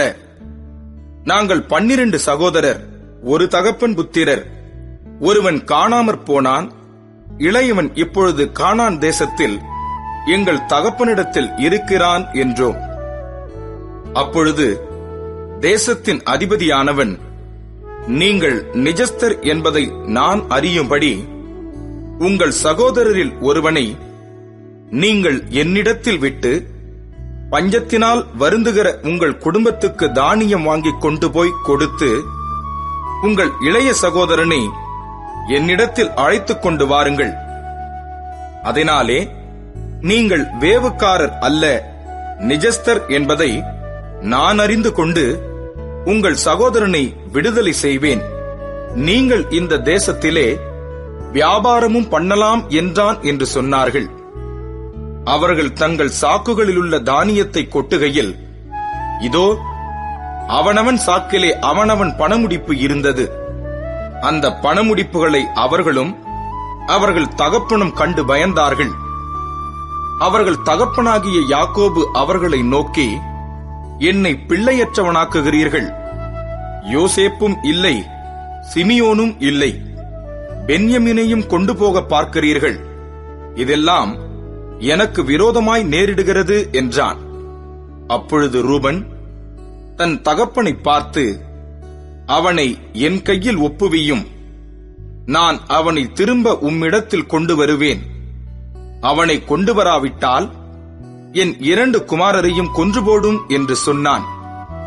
அதற்கு அவன், என் மகன் உங்களோடே கூட போவதில்லை. அவன் தமையன் இறந்து போனான், இவன் ஒருவன் மீதியாய் இருக்கிறான். நீங்கள் போகும் வழியில் இவனுக்கு மோசம் நேரிட்டால் நீங்கள் என் நரைமயிரை சஞ்சலத்தோடே பாதாளத்தில் இறங்க பண்ணுவீர்கள் என்றான். ஆதியாகமம் 43ஆம் அதிகாரம். தேசத்திலே பஞ்சம் கொடிதாய் இருந்தது. எகிப்திலிருந்து அவர்கள் கொண்டு வந்த தானியம் செலவழிந்த போது அவர்கள் தகப்பன் அவர்களை நோக்கி, நீங்கள் திரும்ப போய் நமக்கு கொஞ்சம் தானியம் வாங்கிக் கொண்டு வாருங்கள் என்றான். அதற்கு யூதா, உங்கள் சகோதரன் உங்களோடே கூட வராவிட்டால் நீங்கள் என் முகத்தை காண்பதில்லை என்று அந்த மனிதன் எங்களுக்கு சத்தியமாய்ச் சொன்னான். எங்கள் சகோதரனை நீர் எங்களோடே கூட அனுப்பினால் நாங்கள் போய் உமக்கு தானியம் வாங்கிக் கொண்டு வருவோம். அனுப்பாவிட்டால் நாங்கள் போக மாட்டோம். உங்கள் சகோதரன் உங்களோடே கூட வராவிட்டால் நீங்கள் என் முகத்தை காண்பதில்லை என்று அந்த மனிதன் எங்களோடே சொல்லி இருக்கிறான் என்றான். அதற்கு இஸ்ரவேல், உங்களுக்கு இன்னும் ஒரு சகோதரன் உண்டென்று நீங்கள் அந்த மனிதனுக்கு சொல்லி ஏன் எனக்கு இந்த துன்பத்தை வருவித்தீர்கள் என்றான். அதற்கு அவர்கள், அந்த மனிதன், உங்கள் தகப்பன் இன்னும் உயிரோடு இருக்கிறாரா? உங்களுக்கு இன்னும் ஒரு சகோதரன் உண்டா என்று எங்களையும் எங்கள் வம்சத்தையும் குறித்து விவரமாய் விசாரித்தான். அந்த கேள்விகளுக்கு தக்கதாக உள்ளபடி அவனுக்கு சொன்னோம். உங்கள் சகோதரனை உங்களோடே கூட இங்கே கொண்டு வாருங்கள் என்று அவன் சொல்லுவான் என்பதை நாங்கள் அறிந்திருந்தோமா என்றார்கள். பின்னும் யூதா தன் தகப்பனாகிய இஸ்ரவேலை நோக்கி, நீரும் நாங்களும் எங்கள் குழந்தைகளும் சாகாமல் உயிரோடு இருக்கும்படி நாங்கள் புறப்பட்டு போகிறோம். பிள்ளையாண்டானை என்னோடு அனுப்பும். அவனுக்காக நான் உத்தரவாதம் பண்ணுவேன். அவனை என்னிடத்திலே கேளும். நான் அவனை உம்மிடத்தில் கொண்டு வந்து உமக்கு முன்பாக நிறுத்தாமற் போனால் எந்நாளும் அந்த குற்றம் என்மேல் இருப்பதாக. நாங்கள் தாமதியாதிருந்தோமானால் இதற்குள்ளே 2ஆந்தரம் போய் திரும்பி வந்திருப்போமே என்றான். அதற்கு அவர்கள் தகப்பனாகிய இஸ்ரவேல், அப்படியானால் ஒன்று செய்யுங்கள். இந்த தேசத்தின் உச்சிதமான வஸ்துக்களில் கொஞ்சம் பிசின் தைலமும் கொஞ்சம் தேனும் கந்த வர்க்கங்களும் வெள்ளைப்போளமும் தெரபிந்து கொட்டைகளும் வாதுமை கொட்டைகளும் உங்கள் சாக்குகளில் போட்டு அந்த மனிதனுக்கு காணிக்கையாக கொண்டு போய் கொடுங்கள். பணத்தை இரட்டிப்பாய் உங்கள் கைகளில் கொண்டு போங்கள். சாக்குகளின் வாயிலே திரும்ப கொண்டு வந்த பணத்தையும் கொண்டு போங்கள். அது கைப்பிசகாய் வந்திருக்கும். உங்கள் சகோதரனையும் கூட்டிக் கொண்டு அந்த மனிதனிடத்துக்கு மறுபடியும் போங்கள். அந்த மனிதன் அங்கிருக்கிற உங்கள் மற்ற சகோதரனையும் பென்யமீனையும் உங்களுடனே அனுப்பிவிடும்படிக்கு சர்வ வல்லமையுள்ள தேவன் அவன் சமூகத்தில் உங்களுக்கு இரக்கம் கிடைக்க பண்ணுவாராக. நானோ பிள்ளையற்று போனவனைப் போல் இருப்பேன் என்றான். அப்பொழுது அவர்கள் காணிக்கையையும் தங்கள் கைகளில் இரட்டிப்பான பணத்தையும் எடுத்துக்கொண்டு பென்யமீனையும் கூட்டிக் கொண்டு பிரயாணப்பட்டு எகிப்துக்கு போய் யோசேப்பின் சமூகத்தில் வந்து நின்றார்கள். பென்யமீன் அவர்களோடே கூட வந்திருக்கிறதை யோசேப்பு கண்டு தன் வீட்டு விசாரணைக்காரனை நோக்கி, நீ இந்த மனிதரை வீட்டுக்கு அழைத்து போய் சாப்பாட்டுக்கு வேண்டியவைகளை அடித்து ஆயத்தம் பண்ணு. மத்தியானத்திலே இந்த மனிதர் என்னோடே சாப்பிடுவார்கள் என்றான். அவன் தனக்கு யோசேப்பு சொன்னபடியே செய்து அந்த மனிதரை யோசேப்பின் வீட்டுக்கு அழைத்துக் கொண்டு போனான். தாங்கள் யோசேப்பின் வீட்டுக்கு கொண்டு போகப்படுகிறதை அவர்கள் கண்டு பயந்து, முன்னே நம்முடைய சாக்குகளில் இருந்த பணத்தின் நிமித்தம் நம்மேல் குற்றம் சுமத்தி நம்மை பிடித்து சிறைகளாக்கி நம்முடைய கழுதைகளை எடுத்துக் கொள்ளும்படி நம்மை கொண்டு போகிறார்கள் என்று சொல்லி யோசேப்பின் வீட்டு விசாரணைக்காரன் அண்டையில் சேர்ந்து வீட்டு வாசற்படியிலே அவனோடே பேசி, ஆண்டவனே, நாங்கள் தானியம் கொள்ளும்படி முன்னே வந்து போனோமே, நாங்கள் தங்கும் இடத்தில் போய் எங்கள் சாக்குகளை திறந்தபோது நாங்கள் நிறுத்துக் கொடுத்த நிறையின்படியே அவனவன் பணம் அவனவன் சாக்கின் வாயிலே இருக்க கண்டோம்.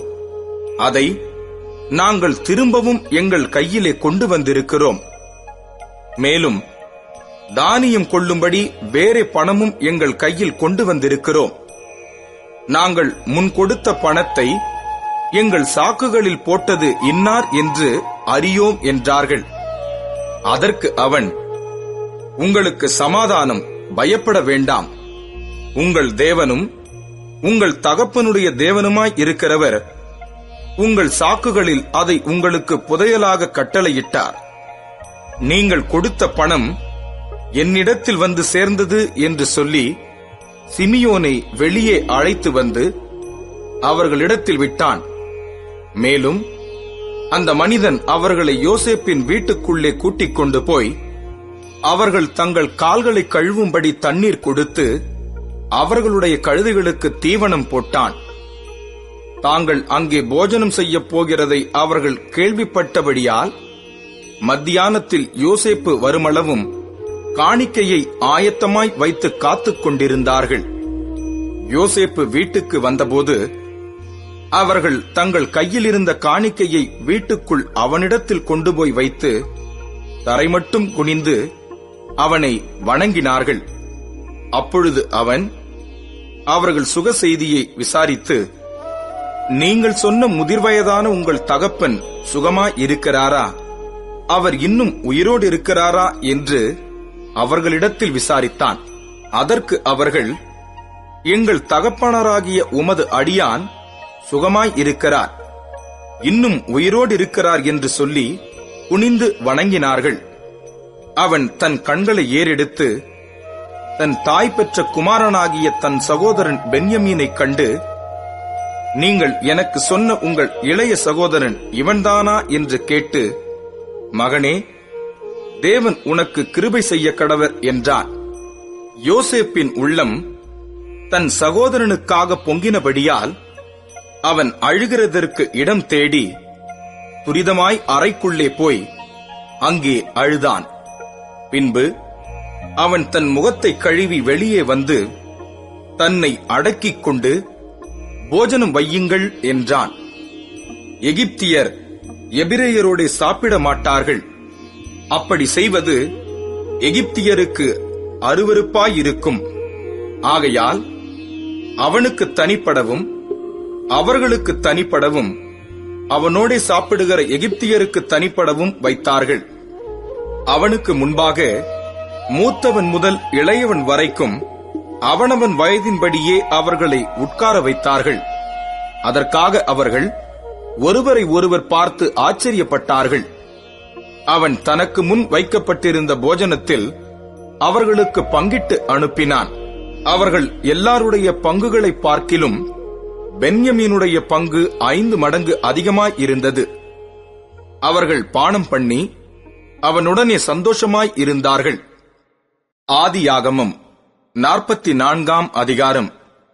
பின்பு அவன் தன் வீட்டு விசாரணைக்காரனை நோக்கி, நீ இந்த மனிதருடைய சாக்குகளை அவர்கள் ஏற்றிக்கொண்டு போகத்தக்க பாரமாய் தானியத்தினாலே நிரப்பி அவனவன் பணத்தை அவனவன் சாக்கின் வாயிலே போட்டு இளையவனுடைய சாக்கின் வாயிலே வெள்ளி பாத்திரமாகிய என் பான பாத்திரத்தையும் தானியத்துக்கு அவன் கொடுத்த பணத்தையும் போடு என்று கட்டளையிட்டான். யோசேப்பு சொன்னபடியே அவன் செய்தான். அதிகாலையிலே அந்த மனிதர்கள் தங்கள் கழுதைகளை ஓட்டிக்கொண்டு போகும்படி அனுப்பிவிடப்பட்டார்கள். அவர்கள் பட்டணத்தை விட்டு புறப்பட்டு வெகு தூரம் போவதற்கு முன்னே யோசேப்பு தன் வீட்டு விசாரணைக்காரனை நோக்கி, நீ புறப்பட்டு போய் அந்த மனிதரை பின்தொடர்ந்து அவர்களை பிடித்து, நீங்கள் நன்மைக்கு தீமை செய்தது என்ன? அது என் எஜமான் பானம் பண்ணுகிற பாத்திரம் அல்லவா? அது போன வகை ஞான திருஷ்டியால் அவருக்கு தெரியாதா? நீங்கள் செய்தது தகாத காரியம் என்று அவர்களோடே சொல் என்றான். அவன் அவர்களை தொடர்ந்து பிடித்து தன்னிடத்தில் சொல்லியிருந்த வார்த்தைகளை அவர்களுக்கு சொன்னான். அதற்கு அவர்கள், எங்கள் ஆண்டவன் இப்படிப்பட்ட வார்த்தைகளை சொல்லுகிறது என்ன? இப்படிப்பட்ட காரியத்துக்கும் உம்முடைய அடியாராகிய எங்களுக்கும் வெகு தூரம். எங்கள் சாக்குகளின் வாயிலே நாங்கள் கண்ட பணத்தை கானான் தேசத்தில் இருந்து திரும்ப உம்மிடத்துக்கு கொண்டு வந்தோமே. நாங்கள் உம்முடைய எஜமானின் வீட்டிலிருந்து வெள்ளியையாகிலும் பொன்னையாகிலும் திருடிக் கொண்டு போவோமா?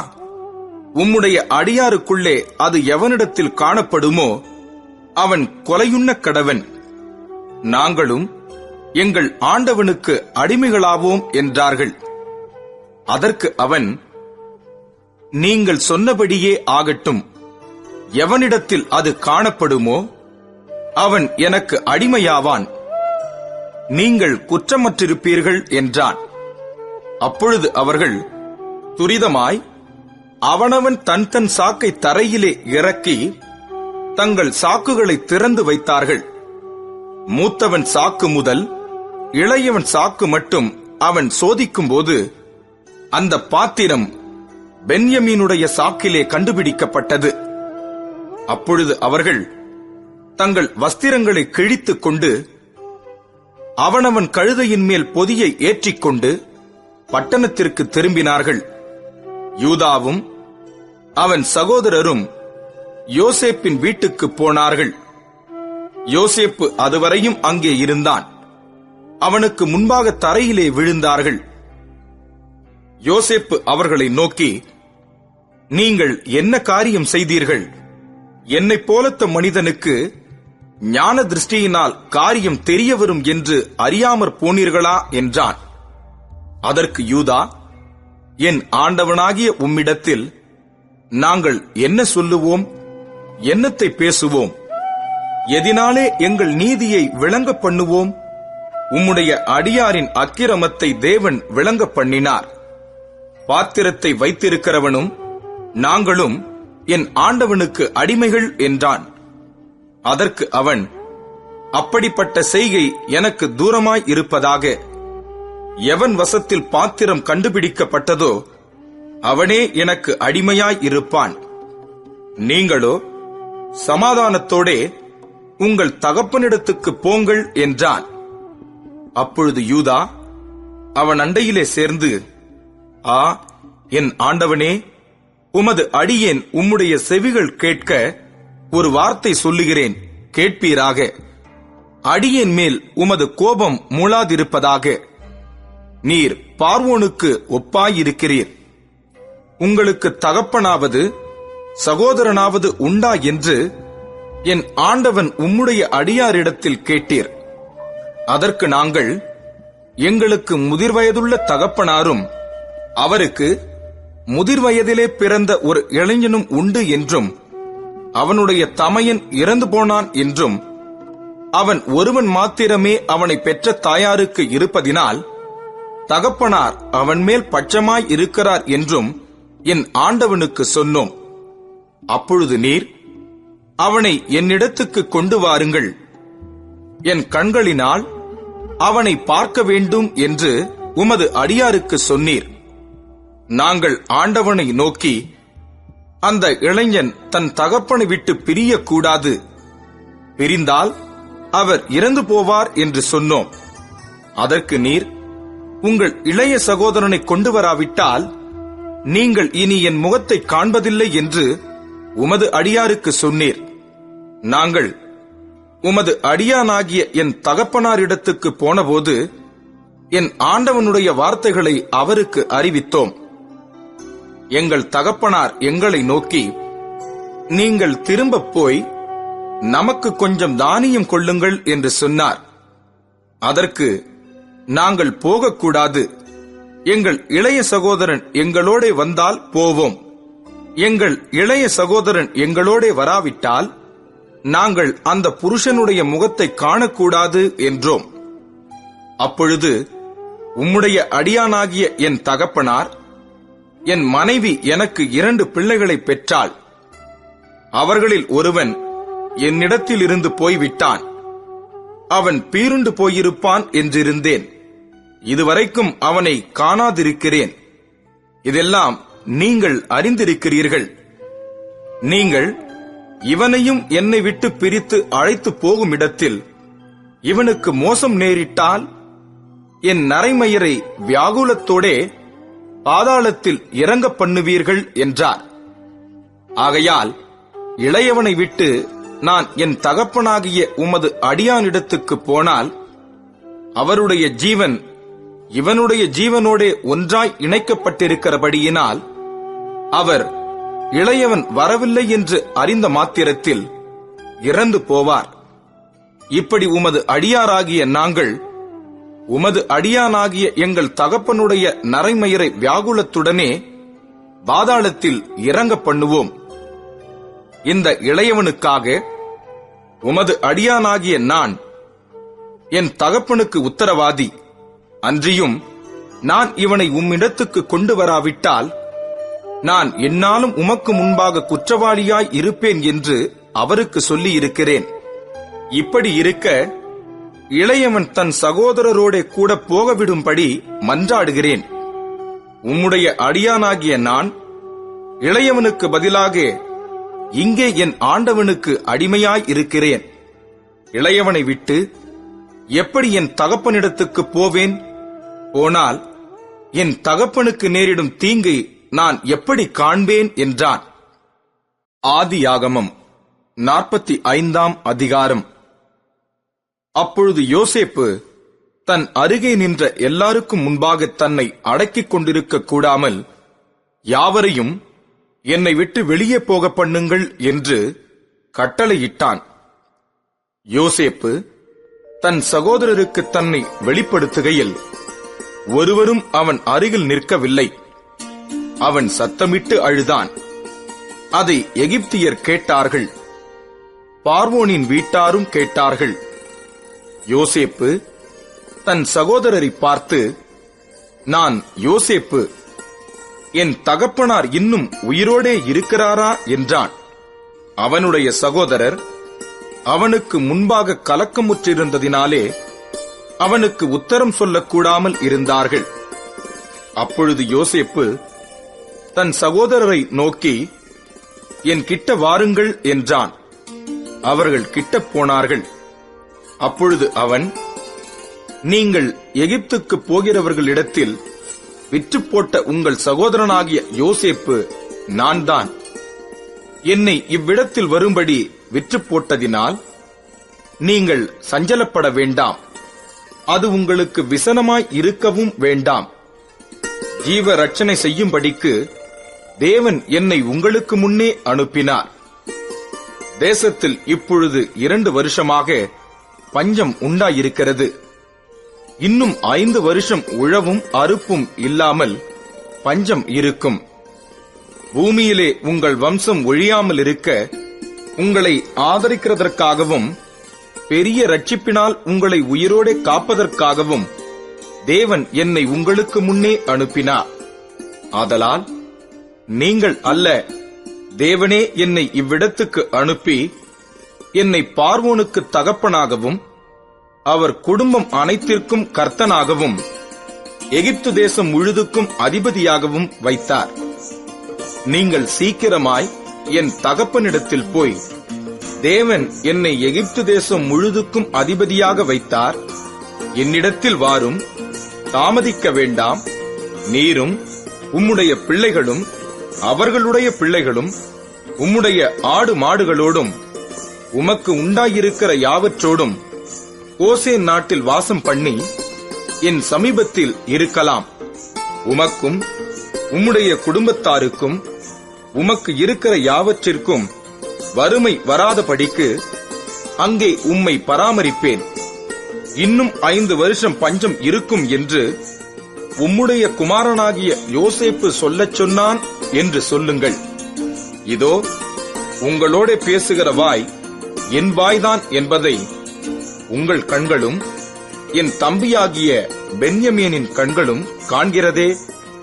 எகிப்திலே எனக்கு உண்டாயிருக்கிற சகல மகிமையையும் நீங்கள் கண்ட யாவையும் என் தகப்பனுக்கு அறிவித்து அவர் சீக்கிரமாய் இவ்விடத்துக்கு வரும்படி செய்யுங்கள் என்று சொல்லி தன் தம்பியாகிய பென்யமீனின் கழுத்தை கட்டிக்கொண்டு அழுதான்.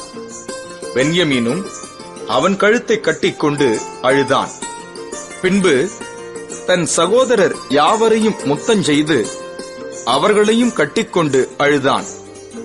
அதற்கு பின் அவன் சகோதரர் அவனோடே சம்பாஷித்தார்கள். யோசேப்பின் சகோதரர் வந்தார்கள் என்கிற சமாசாரம் பார்வோன் அரமனையில் பிரசித்தமான போது பார்வோனும் அவனுடைய ஊழியக்காரரும் சந்தோஷம் அடைந்தார்கள்.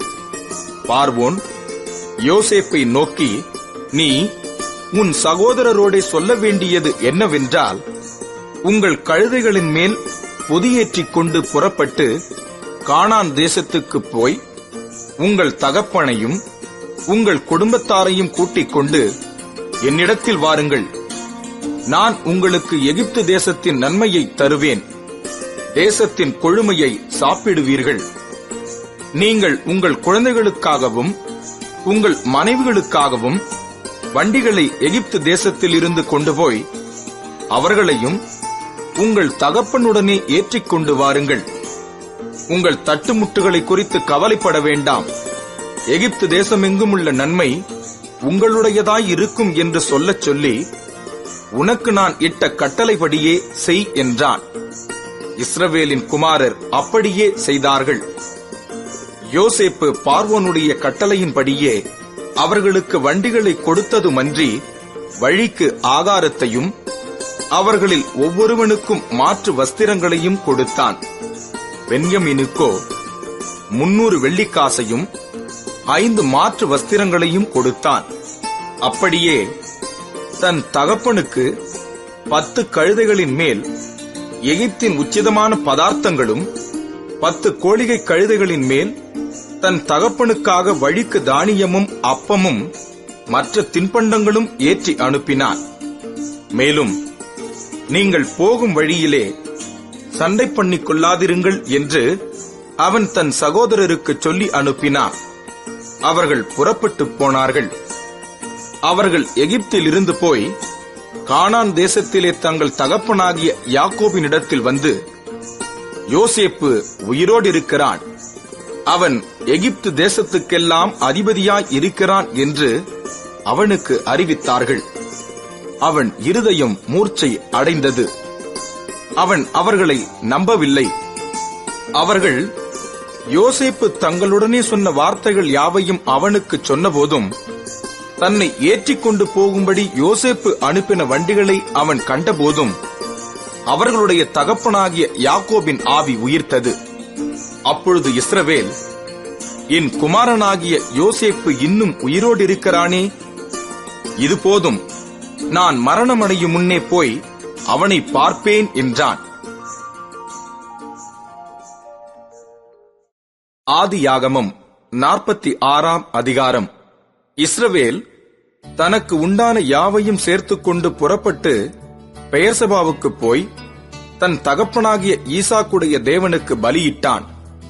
அன்று இரவிலே தேவன் இஸ்ரவேலுக்கு தரிசனமாகி, யாக்கோபே, யாக்கோபே என்று கூப்பிட்டார். அவன், இதோ அடியேன் என்றான். அப்பொழுது அவர், நான் தேவன், நான் உன் தகப்பனுடைய தேவன். நீ எகிப்து தேசத்துக்கு போக பயப்பட வேண்டாம். அங்கே உன்னை பெரிய ஜாதியாக்குவேன். நான் உன்னுடனே எகிப்துக்கு வருவேன். நான் உன்னை திரும்பவும் வரப்பண்ணுவேன். யோசேப்பு தன் கையால் உன் கண்களை மூடுவான் என்று சொன்னார். அதற்கு பின்பு யாக்கோபு பெயர்சபாவிலிருந்து பிரயாணம் புறப்பட்டான். இஸ்ரவேலின் குமாரர் தங்கள் தகப்பனாகிய யாக்கோபையும் தங்கள் குழந்தைகளையும் தங்கள் மனைவிகளையும் பார்வோன் அனுப்பின வண்டிகளின் மேல் ஏற்றிக்கொண்டு தங்கள் ஆடு மாடுகளையும் தாங்கள் கானான் தேசத்தில் சம்பாதித்த தங்கள் பொருட்களையும் சேர்த்துக் கொண்டு யாக்கோபும் அவன் சந்ததியார் யாவரும் எகிப்துக்கு போனார்கள். அவன் தன் குமாரரையும் தன் குமாரரின் குமாரரையும் தன் குமாரத்திகளையும் தன் குமாரரின் குமாரத்திகளையும் தன் சந்ததியார் அனைவரையும் எகிப்துக்கு தன்னோடே அழைத்துக் கொண்டு போனான். எகிப்துக்கு வந்த இஸ்ரவேலரின் நாமங்களாவன: யாக்கோபும் அவனுடைய குமாரரும். யாக்கோபுடைய மூத்த குமாரனான ரூபன். ரூபனுடைய குமாரர் ஆனோக்கு, பல்லு, எஸ்ரோன், கர்மி என்பவர்கள். சிமியோனுடைய குமாரர் எமுவேல், யாமின், ஓகாத், யாக்கீன், சொகார், கானானிய ஸ்திரீயின் குமாரனாகிய சவுல் என்பவர்கள். லேவியினுடைய குமாரர் கெர்சோன், கோகாத், மெராரி என்பவர்கள். யூதாவினுடைய குமாரர் ஏர், ஓனான், சேலா, பாரேஸ், சேரா என்பவர்கள். அவர்களில் ஏரும் ஓனானும் கானான் தேசத்தில் இறந்து போனார்கள். பாரேசுடைய குமாரர் எஸ்ரோன், ஆமூல் என்பவர்கள். இசக்காருடைய குமாரர் தோலா, பூவா, யோபு, சிம்ரோன் என்பவர்கள். செபுலோனுடைய குமாரர் செரேத், ஏலோன், யக்லேல் என்பவர்கள். இவர்கள் லேயாளின் சந்ததியார். அவள் இவர்களையும் தீனாள் என்னும் ஒரு குமாரத்தியையும் பதான் அராமிலே யாக்கோபுக்கு பெற்றாள். அவன் குமாரரும் அவன் குமாரத்திகளுமாகிய எல்லாரும் 33 பேர். காத்துடைய குமாரர் சிபியோன், அகி, சூனி, எஸ்போன், ஏரி, அரோத்தி, அரேலி என்பவர்கள். ஆசேருடைய குமாரர் இம்னா, இஸ்வா, இஸ்வி, பெரியா என்பவர்கள். இவர்களுடைய சகோதரி செராக்கு என்பவள். பெரியாவின் குமாரர் ஏபேர், மல்கியேல் என்பவர்கள்.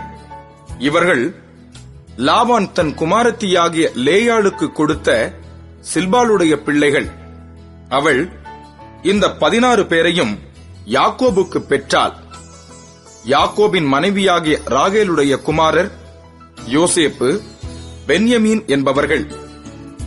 யோசேப்புக்கு எகிப்து தேசத்திலே மனாசேயும் எப்பிராயீமும் பிறந்தார்கள். அவர்களை ஓன் பட்டணத்து ஆசாரியனாகிய போத்திபிராவின் குமாரத்தியாகிய ஆஸ்நாத் அவனுக்கு பெற்றாள். பென்யமீனுடைய குமாரர் பேலா, பெகேர், அஸ்பேல், கேரா, நாகமான், ஏகி, ரோஷ், முப்பிம், உப்பிம், ஆர்து என்பவர்கள். ராகேல் யாக்கோபுக்கு பெற்ற குமாரராகிய இவர்கள் எல்லாரும் 14 பேர். தானுடைய குமாரன் உசீம் என்பவன். நப்தலியின் குமாரர் யாத்சியேல், கூனி, எத்சேர், சில்லேம் என்பவர்கள். இவர்கள் லாபான் தன் குமாரத்தியாகிய ராகேலுக்கு கொடுத்த பில்காள் யாக்கோபுக்கு பெற்றவர்கள். இவர்கள் எல்லாரும் 7 பேர். யாக்கோபுடைய குமாரரின் மனைவிகளை தவிர அவனுடைய கர்ப்ப பிறப்பாயிருந்து அவன் மூலமாய் எகிப்திலே வந்தவர்கள் எல்லாரும் 66 பேர். யோசேப்புக்கு எகிப்திலே பிறந்த குமாரர் 2 பேர். ஆக எகிப்துக்கு போன யாக்கோபின் குடும்பத்தார் 70 பேர். கோசேன் நாட்டிலே தன்னை யோசேப்பு சந்திக்க வரும்படி சொல்ல யூதாவை தனக்கு முன்னாக அவனிடத்தில் யாக்கோபு அனுப்பினார். அவர்கள் கோசேனிலே சேர்ந்தார்கள். யோசேப்பு தன் ரதத்தை ஆயத்தப்படுத்தி அதன் மேல் ஏறி தன் தகப்பனாகிய இஸ்ரவேலை சந்திக்கும்படி போய் அவனை கண்டு அவனுடைய கழுத்தை கட்டிக்கொண்டு வெகுநேரம் அவன் கழுத்தை விடாமல் அழுதான். அப்பொழுது இஸ்ரவேல் யோசேப்பை பார்த்து, நீ இன்னும் உயிரோடு இருக்கிறாயே? நான் உன் முகத்தை கண்டேன், எனக்கு இப்போது மரணம் வந்தாலும் வரட்டும் என்றான். பின்பு யோசேப்பு தன் சகோதரரையும் தன் தகப்பனுடைய குடும்பத்தாரையும் நோக்கி, நான் பார்வோனிடத்துக்கு போய் கானான் தேசத்திலிருந்து என் சகோதரரும் என் தகப்பன் குடும்பத்தாரும் என்னிடத்தில் வந்திருக்கிறார்கள். அவர்கள் மேய்ப்பர்கள், ஆடு மாடுகளை மேய்க்கிறது அவர்கள் தொழில். அவர்கள் தங்கள் ஆடு மாடுகளையும் தங்களுக்கு உண்டான எல்லாவற்றையும் கொண்டு வந்தார்கள் என்று அவருக்கு சொல்லுகிறேன். பார்வோன் உங்களை அழைத்து, உங்கள் தொழில் என்ன என்று கேட்டால், நீங்கள் கோசேன் நாட்டிலே குடியிருக்கும்படி அவனை நோக்கி, எங்கள் பிதாக்களைப் போல உமது அடியாராகிய நாங்களும் எங்கள் சிறு வயது முதல் இதுவரைக்கும் மேய்ப்பர்களாய் இருக்கிறோம் என்று சொல்லுங்கள். மேய்ப்பர்கள் எல்லாரும் எகிப்தியருக்கு அருவருப்பாய் இருக்கிறார்கள் என்றான். ஆதியாகமம் 47ஆம் அதிகாரம். யோசேப்பு பார்வோனிடத்தில் போய், என் தகப்பனும் என் சகோதரரும் தங்கள் ஆடு மாடுகளோடும் தங்களுக்கு உண்டான எல்லாவற்றோடும் கூட கானான் தேசத்திலிருந்து வந்தார்கள். இப்பொழுது கோசேன் நாட்டில் இருக்கிறார்கள் என்று சொல்லி தன் சகோதரரில் 5 பேரை பார்வோனுக்கு முன்பாக கொண்டு போய் நிறுத்தினான். பார்வோன் அவனுடைய சகோதரரை நோக்கி, உங்கள் தொழில் என்ன என்று கேட்டான். அதற்கு அவர்கள், உமது அடியாராகிய நாங்களும் எங்கள் பிதாக்களும் மந்தை மேய்க்கிறவர்கள் என்று பார்வோனிடத்தில் சொன்னதுமன்றி, கானான் தேசத்திலே பஞ்சம் கொடிதாய் இருக்கிறது. உமது அடியாரின் மந்தைகளுக்கு மேய்ச்சல் இல்லாமையால் இத்தேசத்திலே தங்க வந்தோம். உமது அடியாராகிய நாங்கள் கோசேன் நாட்டிலே குடியிருக்கும்படி தயவு செய்ய வேண்டும் என்று வேண்டிக் கொண்டார்கள். அப்பொழுது பார்வோன் யோசேப்பை நோக்கி, உன் தகப்பனும் உன் சகோதரரும் உன்னிடத்தில் வந்திருக்கிறார்களே, எகிப்து தேசம் உனக்கு முன்பாக இருக்கிறது. தேசத்தில் உள்ள நல்ல இடத்திலே உன் தகப்பனையும் உன் சகோதரரையும் குடியேறும்படி செய். அவர்கள் கோசேன் நாட்டிலே குடியிருக்கலாம். அவர்களுக்குள்ளே திறமையுள்ளவர்கள் உண்டென்று உனக்கு தெரிந்திருந்தால் அவர்களை என் ஆடு மாடுகளை விசாரிக்கிறதற்கு தலைவராக வைக்கலாம் என்றான். பின்பு யோசேப்பு தன் தகப்பனாகிய யாக்கோபை அழைத்துக் கொண்டு வந்து அவனை பார்வோனுக்கு முன்பாக நிறுத்தினான். யாக்கோபு பார்வோனை ஆசீர்வதித்தான். பார்வோன் யாக்கோபை நோக்கி, உமக்கு வயது என்ன என்று கேட்டான். அதற்கு யாக்கோபு, நான் பரதேசியாய் சஞ்சரித்த நாட்கள் 130 வருஷம். என் ஆயுசு நாட்கள் கொஞ்சமும் சஞ்சலமுள்ளதுமாய் இருக்கிறது. அவைகள் பரதேசிகளாய் சஞ்சரித்த என் பிதாக்களுடைய ஆயுசு நாட்களுக்கு வந்து எட்டவில்லை என்று பார்வோனுடனே சொன்னான். பின்னும் யாக்கோபு பார்வோனை ஆசீர்வதித்து அவன் சமூகத்தினின்று புறப்பட்டு போனான். பார்வோன் கட்டளையிட்டபடியே யோசேப்பு தன் தகப்பனுக்கும் தன் சகோதரருக்கும் எகிப்து தேசத்திலே நல்ல நாடாகிய ராமசேஸ் என்னும் நாட்டிலே சுதந்திரம் கொடுத்து அவர்களை குடியேற்றினான். யோசேப்பு தன் தகப்பனையும் தன் சகோதரரையும் தன் தகப்பனுடைய குடும்பத்தார் அனைவரையும் அவரவர்கள் குடும்பத்திற்கு தக்கதாய் ஆகாரம் கொடுத்து ஆதரித்து வந்தான். பஞ்சம் மிகவும் கொடிதாயிருந்தது. தேசமெங்கும் ஆகாரம் கிடையாமற் போயிற்று. எகிப்து தேசமும் கானான் தேசமும் பஞ்சத்தினாலே மெலிந்து போயிற்று. யோசேப்பு எகிப்து தேசத்திலும் கானான் தேசத்திலும் உள்ள பணத்தை எல்லாம் தானியம் கொண்டவர்களிடத்தில் வாங்கி அதை பார்வோன் அரமனையிலே கொண்டு போய் சேர்த்தான். எகிப்து தேசத்திலும் கானான் தேசத்திலும் உள்ள பணம் செலவழிந்த போது எகிப்தியர் எல்லாரும் யோசேப்பினிடத்தில் வந்து, எங்களுக்கு ஆகாரம் தாரும், பணம் இல்லை, அதனால் நாங்கள் உமது சமூகத்தில் சாக வேண்டுமோ என்றார்கள். அதற்கு யோசேப்பு, உங்களிடத்தில் பணம் இல்லாமற் போனால் உங்கள் ஆடு மாடுகளை கொடுங்கள், அவைகளுக்கு பதிலாக உங்களுக்கு தானியம் கொடுக்கிறேன் என்றான். அவர்கள் தங்கள் ஆடு மாடு முதலானவைகளை யோசேப்பினிடத்தில் கொண்டு வந்தார்கள். யோசேப்பு குதிரைகளையும் ஆடுகளையும் மாடுகளையும் கழுதைகளையும் வாங்கிக் கொண்டு அந்த வருஷம் அவர்களுடைய ஆடு மாடு முதலான எல்லாவற்றிற்கும் பதிலாக அவர்களுக்கு ஆகாரம் கொடுத்து அவர்களை ஆதரித்தான். அந்த வருஷம் முடிந்த பின் மறு வருஷத்திலே அவர்கள் அவனிடத்தில் வந்து, பணமும் செலவழிந்து போயிற்று, எங்கள் ஆடு மாடு முதலானவைகளும் எங்கள் ஆண்டவனைச் சேர்ந்தது, எங்கள் சரீரமும் எங்கள் நிலமுமே ஒழிய எங்கள் ஆண்டவனுக்கு முன்பாக மீதியானது ஒன்றும் இல்லை. இது எங்கள் ஆண்டவனுக்கு தெரியாத காரியம் அல்ல. நாங்களும் எங்கள் நிலங்களும் உம்முடைய கண்களுக்கு முன்பாக அழிந்து போகலாமா? நீர் எங்களையும் எங்கள் நிலங்களையும் வாங்கிக் கொண்டு ஆகாரம் கொடுக்க வேண்டும். நாங்களும் எங்கள் நிலங்களும் பார்வோனுக்கு ஆதீனமாய் இருப்போம். நாங்கள் சாகாமல் உயிரோடு இருக்கவும் நிலங்கள் பாழாய் போகாமல் இருக்கவும் எங்களுக்கு விதை தானியத்தை தாரும் என்றார்கள். அப்படியே எகிப்தியர் தங்களுக்கு பஞ்சம் மேலிட்டபடியால் அவரவர் தங்கள் தங்கள் வயல் நிலங்களை விற்றார்கள். யோசேப்பு எகிப்து நிலங்கள் யாவையும் பார்வோனுக்காக கொண்டான். இவ்விதமாய் அந்த பூமி பார்வோனுடையதாயிற்று. மேலும் அவன் எகிப்தின் ஒரு எல்லை முதல் மறு எல்லை வரைக்கும் உள்ள ஜனங்களை அந்தந்த பட்டணங்களில் குடிமாறி போக பண்ணினான். ஆசாரியருடைய நிலத்தை மாத்திரம் அவன் கொள்ளவில்லை.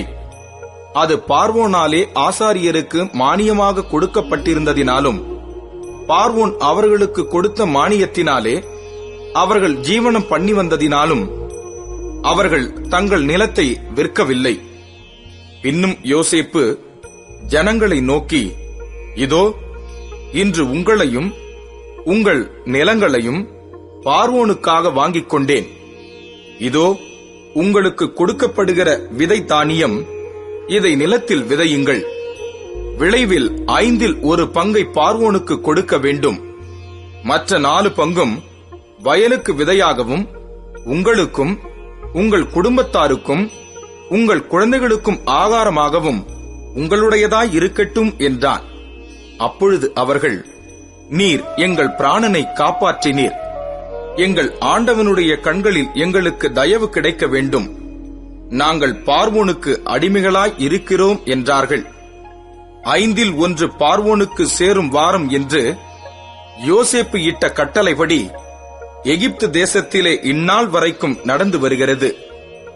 ஆசாரியரின் நிலம் மாத்திரம் பார்வோனைச் சேராமல் நீங்களாய் இருந்தது. இஸ்ரவேலர் எகிப்து தேசத்தில் உள்ள கோசேன் நாட்டிலே குடியிருந்தார்கள். அங்கே நிலங்களை கையாட்சி செய்து மிகவும் பலுகிப் பெருகினார்கள். யாக்கோபு எகிப்து தேசத்திலே 17 வருஷம் இருந்தான். யாக்கோபுடைய ஆயுசு நாட்கள் 147 வருஷம். இஸ்ரவேல் மரணமடையும் காலம் சமீபித்தது. அப்பொழுது அவன் தன் குமாரனாகிய யோசேப்பை வரவழைத்து அவனை நோக்கி, என் மேல் உனக்கு தயவுண்டானால் உன் கையை என் தொடையின் கீழ் வைத்து என் மேல் பட்சமும் உண்மையும் உள்ளவனாயிரு. என்னை எகிப்திலே அடக்கம் பண்ணாதிருப்பாயாக. நான் என் பிதாக்களோடே படுத்துக் கொள்ள வேண்டும். ஆகையால் நீ என்னை எகிப்திலிருந்து எடுத்துக்கொண்டு போய் அவர்களை அடக்கம் பண்ணியிருக்கிற நிலத்திலே என்னையும் அடக்கம் பண்ணு என்றான். அதற்கு அவன், உமது சொற்படி செய்வேன் என்றான். அப்பொழுது அவன், எனக்கு ஆணையிட்டுக் கொடு என்றான். அவனுக்கு ஆணையிட்டுக் கொடுத்தான். அப்பொழுது இஸ்ரவேல் கட்டிலின் தலைமாட்டிலே சாய்ந்து தொழுது கொண்டான். ஆதியாகமம் 48ஆம் அதிகாரம்.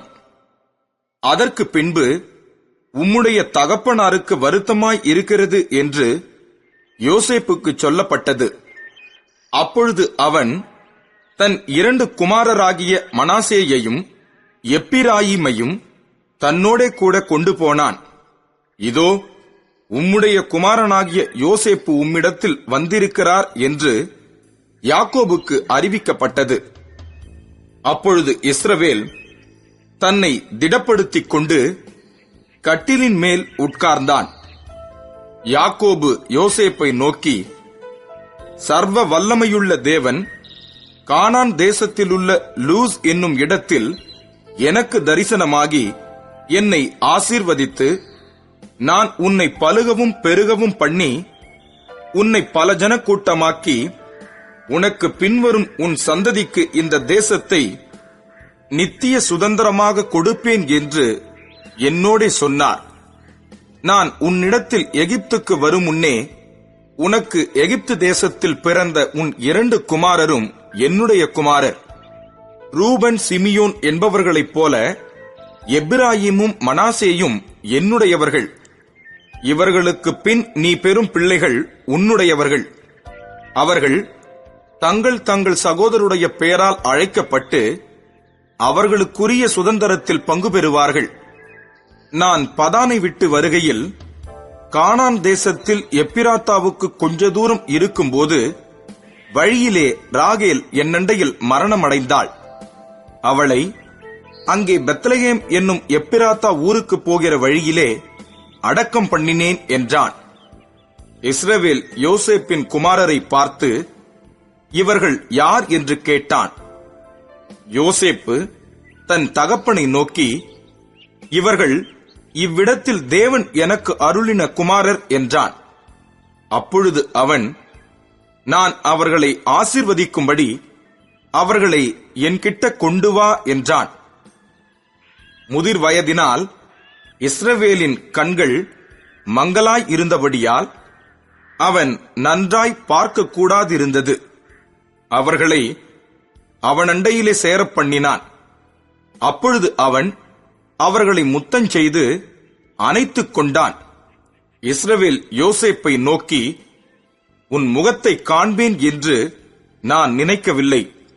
ஆனாலும் இதோ உன் சந்ததியையும் காணும்படி தேவன் எனக்கு அருள் செய்தார் என்றான்.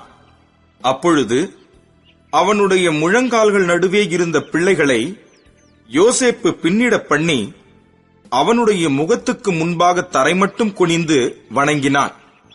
பின்பு யோசேப்பு அவ்விருவரையும் கொண்டு வந்து எப்பிராயிமை தன் வலது கையினாலே இஸ்ரவேலின் இடது கைக்கு நேராகவும் மனாசேயை தன் இடது கையினாலே இஸ்ரவேலின் வலது கைக்கு நேராகவும் விட்டான். அப்பொழுது இஸ்ரவேல் மனமறிய தன் வலது கையை நீட்டி இளையவனாகிய எப்பிராயிமுடைய தலையின் மேலும், மனாசே மூத்தவனாய் இருந்தும் தன் இடது கையை மனாசேயுடைய தலையின் மேலும் வைத்தான். அவன் யோசேப்பை ஆசீர்வதித்து, என் பிதாக்களாகிய ஆபிரகாமும் ஈசாக்கும் வழிபட்டு வணங்கிய தேவனும், நான் பிறந்த நாள் முதல் இந்நாள் வரைக்கும் என்னை ஆதரித்து வந்த தேவனும், எல்லா தீமைக்கும் நீங்களாக்கி என்னை மீட்ட தூதனுமானவர் இந்த பிள்ளைகளை ஆசீர்வதிப்பாராக. என் பேரும் என் பிதாக்களாகிய ஆபிரகாம், ஈசாக்கு என்பவர்களின் பேரும் இவர்களுக்கு இடப்படக் கடவது.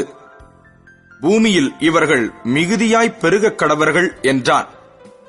தகப்பன் தன் வலது கையை எப்பிராயிமுடைய தலையின் மேல் வைத்ததை யோசேப்பு கண்டு, அது தனக்கு பிரியமில்லாதபடியால் எப்பிராயிமுடைய தலையின் மேல் இருந்த தன் தகப்பனுடைய கையை மனாசேயினுடைய தலையின் மேல் வைக்கும்படிக்கு எடுத்து, என் தகப்பனே, அப்படியல்ல, இவன் மூத்தவன், இவனுடைய தலையின் மேல் உம்முடைய வலது கையை வைக்க வேண்டும் என்றான். அவன் தகப்பனோ தடுத்து, அது எனக்கு தெரியும், என் மகனே, எனக்கு தெரியும். இவனும் ஒரு ஜனக்கூட்டமாவான், இவனும் பெருகுவான்.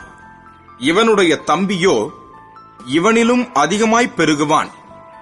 அவனுடைய சந்ததியார் திரளான ஜனங்களாவார்கள் என்றான். இவ்விதமாக அவன் அன்றைய தினம் அவர்களை ஆசீர்வதித்து, தேவன் உன்னை எப்பிராயிமைப் போலவும் மனாசேயைப் போலவும் ஆக்குவாராக என்று இஸ்ரவேலர் உன்னை முன்னிட்டு வாழ்த்துவார்கள் என்று சொல்லி எப்பிராயிமை மனாசேக்கு முன்னே வைத்தான். பின்பு இஸ்ரவேல் யோசேப்பை நோக்கி, இதோ நான் மரணமடையப் போகிறேன், தேவன் உங்களோடே இருப்பார். அவர் உங்கள் பிதாக்களின் தேசத்துக்கு உங்களை திரும்பவும் போக பண்ணுவார் என்றும், உன் சகோதரருக்கு கொடுத்ததை பார்க்கிலும் நான் என் பட்டயத்தாலும் என் வில்லினாலும் எமோரியர் கையிலிருந்து சம்பாதித்த ஒரு நிலத்தை உனக்கு அதிகமான பங்காக கொடுத்தேன் என்றும் சொன்னான். ஆதியாகமம் 49 அதிகாரம். யாக்கோபு தன் குமாரரை அழைத்து, நீங்கள் கூடி வாருங்கள், கடைசி நாட்களில் உங்களுக்கு நேரிடும் காரியங்களை அறிவிப்பேன். யாக்கோபின் குமாரரே, கூடி வந்து கேளுங்கள், உங்கள் தகப்பனாகிய இஸ்ரவேலுக்கு செவி கொடுங்கள். ரூபனே, நீ என் சேஷ்ட புத்திரன், நீ என் சத்துவமும் என் முதற்பெலனுமானவன். நீ மேன்மையில் பிரதானமும் வல்லமையில் விசேஷமுமானவன். தண்ணீரைப் போல தளம்பினவனே, நீ மேன்மை அடைய மாட்டாய். உன் தகப்பனுடைய மஞ்சத்தின் மேல் ஏறினாய், நீ அதை தீட்டுப்படுத்தினாய். என் படுக்கையின் மேல் ஏறினானே. சிமியோனும் லேவியும் ஏக சகோதரர். அவர்களுடைய பட்டயங்கள் கொடுமையின் கருவிகள். என் ஆத்துமாவே, அவர்களுடைய ரகசிய ஆலோசனைக்கு உடன்படாதே. என் மேன்மையே, அவர்கள் கூட்டத்தில் நீ சேராதே.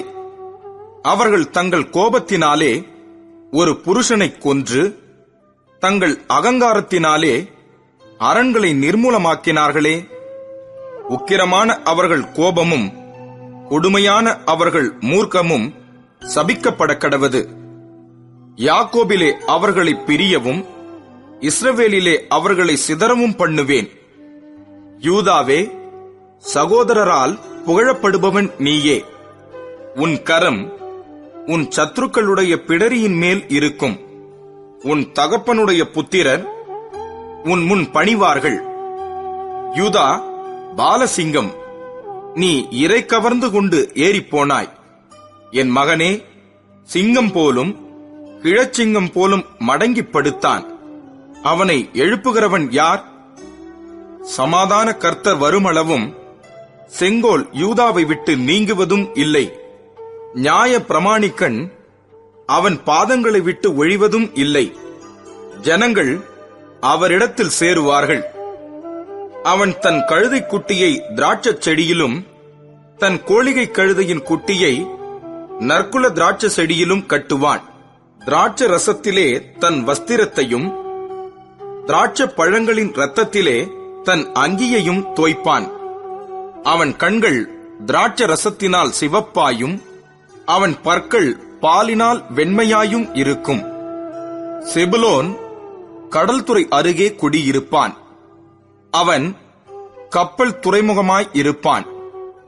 அவன் எல்லை சீதோன் வரைக்கும் இருக்கும். இசக்கார் 2 பொதியின் நடுவே படுத்துக் கொண்டிருக்கிற பலத்த கழுதை. அவன் இளைப்பாறுதல் நல்லது என்றும் நாடு வசதியானது என்றும் கண்டு சுமக்கிறதற்கு தன் தோளை சாய்த்து பகுதி கட்டுகிறவனானான். தான் இஸ்ரவேல் கோத்திரங்களில் ஒரு கோத்திரமாகி தன் ஜனத்தை நியாயம் விசாரிப்பான். தான் குதிரையின் மேல் ஏறி இருக்கிறவன் மல்லாந்து விழும்படியாய் அதன் குதிகாலை கடிக்கிறதற்கு வழியில் கிடக்கிற சர்ப்பத்தைப் போலவும் பாதையில் இருக்கிற விரியனைப் போலவும் இருப்பான். கர்த்தாவே, உம்முடைய இரட்சிப்புக்கு காத்திருக்கிறேன். காத் என்பவன் மேல் இராணுவ கூட்டம் பாய்ந்து விழும்.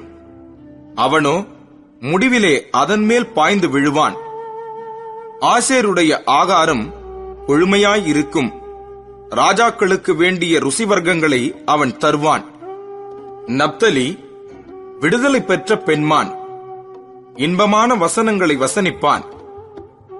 யோசேப்பு கனிதரும் செடி, அவன் நீர் ஊற்றண்டையில் உள்ள கனிதரும் செடி. அதன் கொடிகள் சுவரின் மேல் படரும். வில்வீரர் அவனை மனமடிவாக்கி அவன் மேல் எய்து அவனை பகைத்தார்கள். ஆனாலும் அவனுடைய வில் உறுதியாய் நின்றது. அவன் புயங்கள் யாக்கோபுடைய வல்லவரின் கரங்களால் பலத்தன.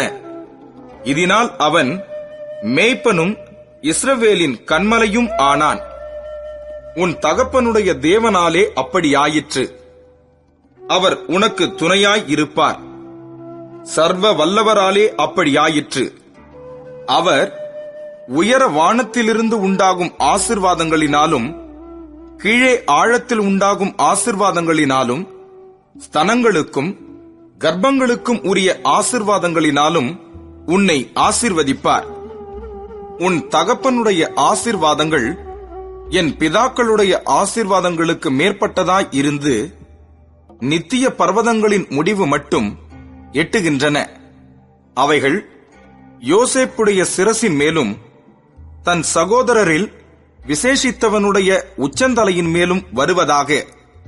பென்யமின் பீறுகிற ஓனாய் காலையில் தன் இரையை பட்சிப்பான், மாலையில் தான் கொள்ளையிட்டதை பங்கிடுவான் என்றான்.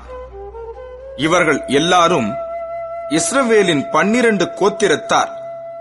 அவர்களுடைய தகப்பன் அவர்களை ஆசீர்வதிக்கையில் அவர்களுக்குச் சொன்னது இதுதான். அவனவனுக்குரிய ஆசீர்வாதம் சொல்லி அவனவனை ஆசீர்வதித்தான். பின்னும் அவன் அவர்களை நோக்கி, நான் என் ஜனத்தாரோடு சேர்க்கப்படப் போகிறேன். ஏத்தியனான எபிரோனின் நிலத்திலுள்ள குகையிலே என்னை என் பிதாக்களண்டையிலே அடக்கம் பண்ணுங்கள் என்று கட்டளையிட்டு, அந்த குகை கானான் தேசத்திலே மம்ரேக்கு எதிராக மக்பேலா எண்ணப்பட்ட நிலத்தில் இருக்கிறது.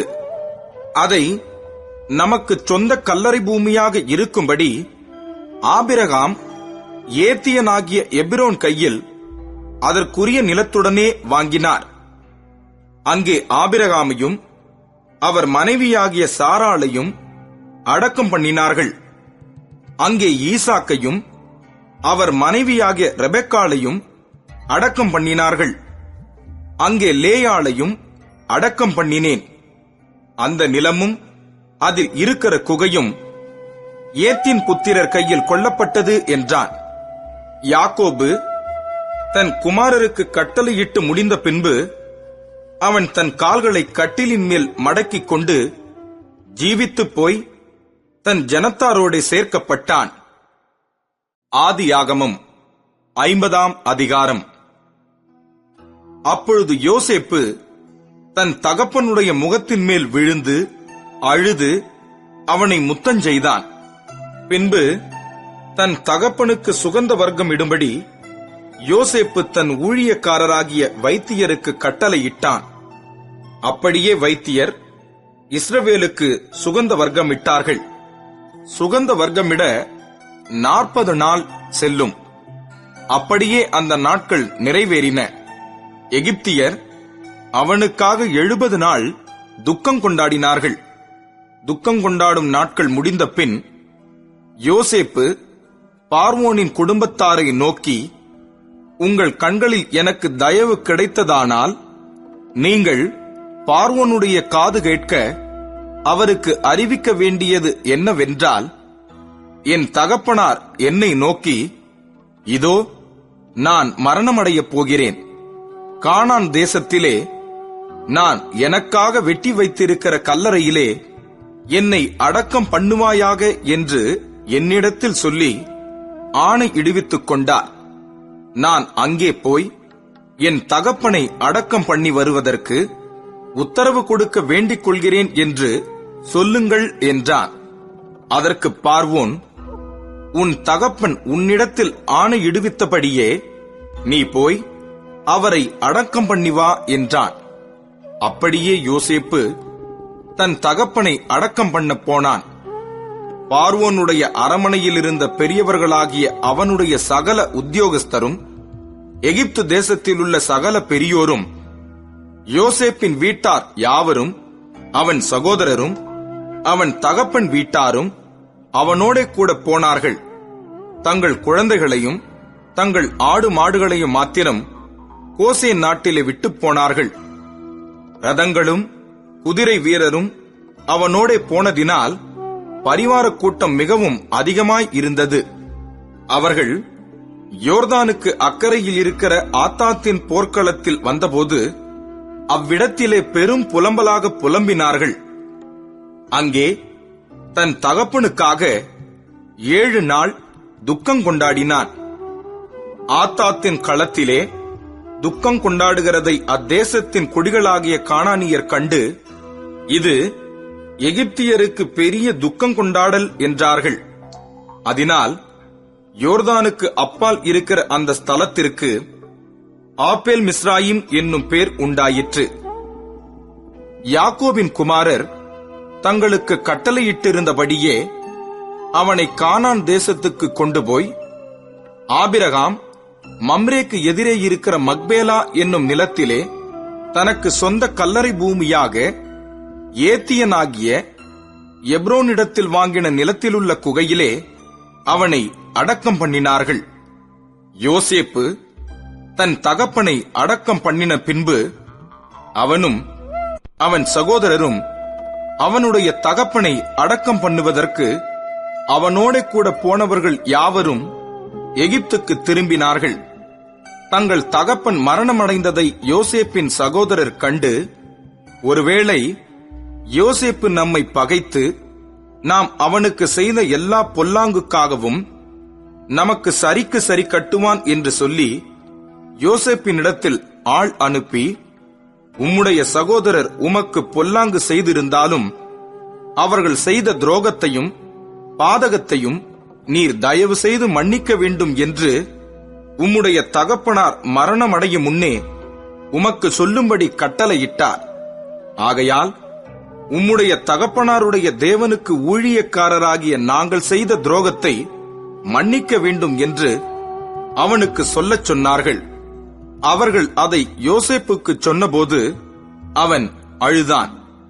பின்பு அவனுடைய சகோதரரும் போய் அவனுக்கு முன்பாக தாழ விழுந்து, இதோ நாங்கள் உமக்கு அடிமைகள் என்றார்கள்.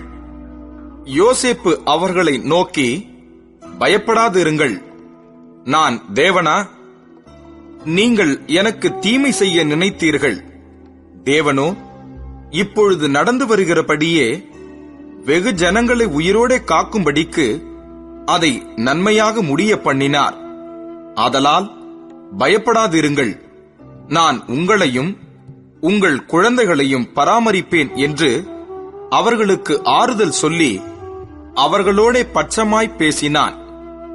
யோசேப்பும் அவன் தகப்பன் குடும்பத்தாரும் எகிப்திலே குடியிருந்தார்கள். யோசேப்பு 110 வருஷம் உயிரோடிருந்தான். யோசேப்பு எப்பிராயிமுக்கு பிறந்த 3ஆம் தலைமுறை பிள்ளைகளையும் கண்டான். மனாசேயின் குமாரனாகிய மாகீரின் பிள்ளைகளும் யோசேப்பின் மடியில் வளர்க்கப்பட்டார்கள். யோசேப்பு தன் சகோதரரை நோக்கி, நான் மரணமடையப் போகிறேன். ஆனாலும் தேவன் உங்களை நிச்சயமாய் சந்தித்து நீங்கள் இந்த தேசத்தை விட்டு தாம் ஆபிரகாமுக்கும் ஈசாக்குக்கும் யாக்கோபுக்கும் ஆணையிட்டு கொடுத்திருக்கிற தேசத்துக்கு போக பண்ணுவார் என்று சொன்னதுமன்றி, தேவன் உங்களை சந்திக்கும் போது என் எலும்புகளை இவ்விடத்திலிருந்து கொண்டு போவீர்களாக என்றும் சொல்லி யோசேப்பு இஸ்ரவேல் புத்திரிடத்தில் ஆணையிடுவித்துக் கொண்டான். யோசேப்பு 110 வயதுள்ளவனாய் மரித்தான். அவனுக்கு சுகந்த வர்க்கமிட்டு எகிப்து தேசத்தில் அவனை ஒரு பெட்டியிலே வைத்து வைத்தார்கள்.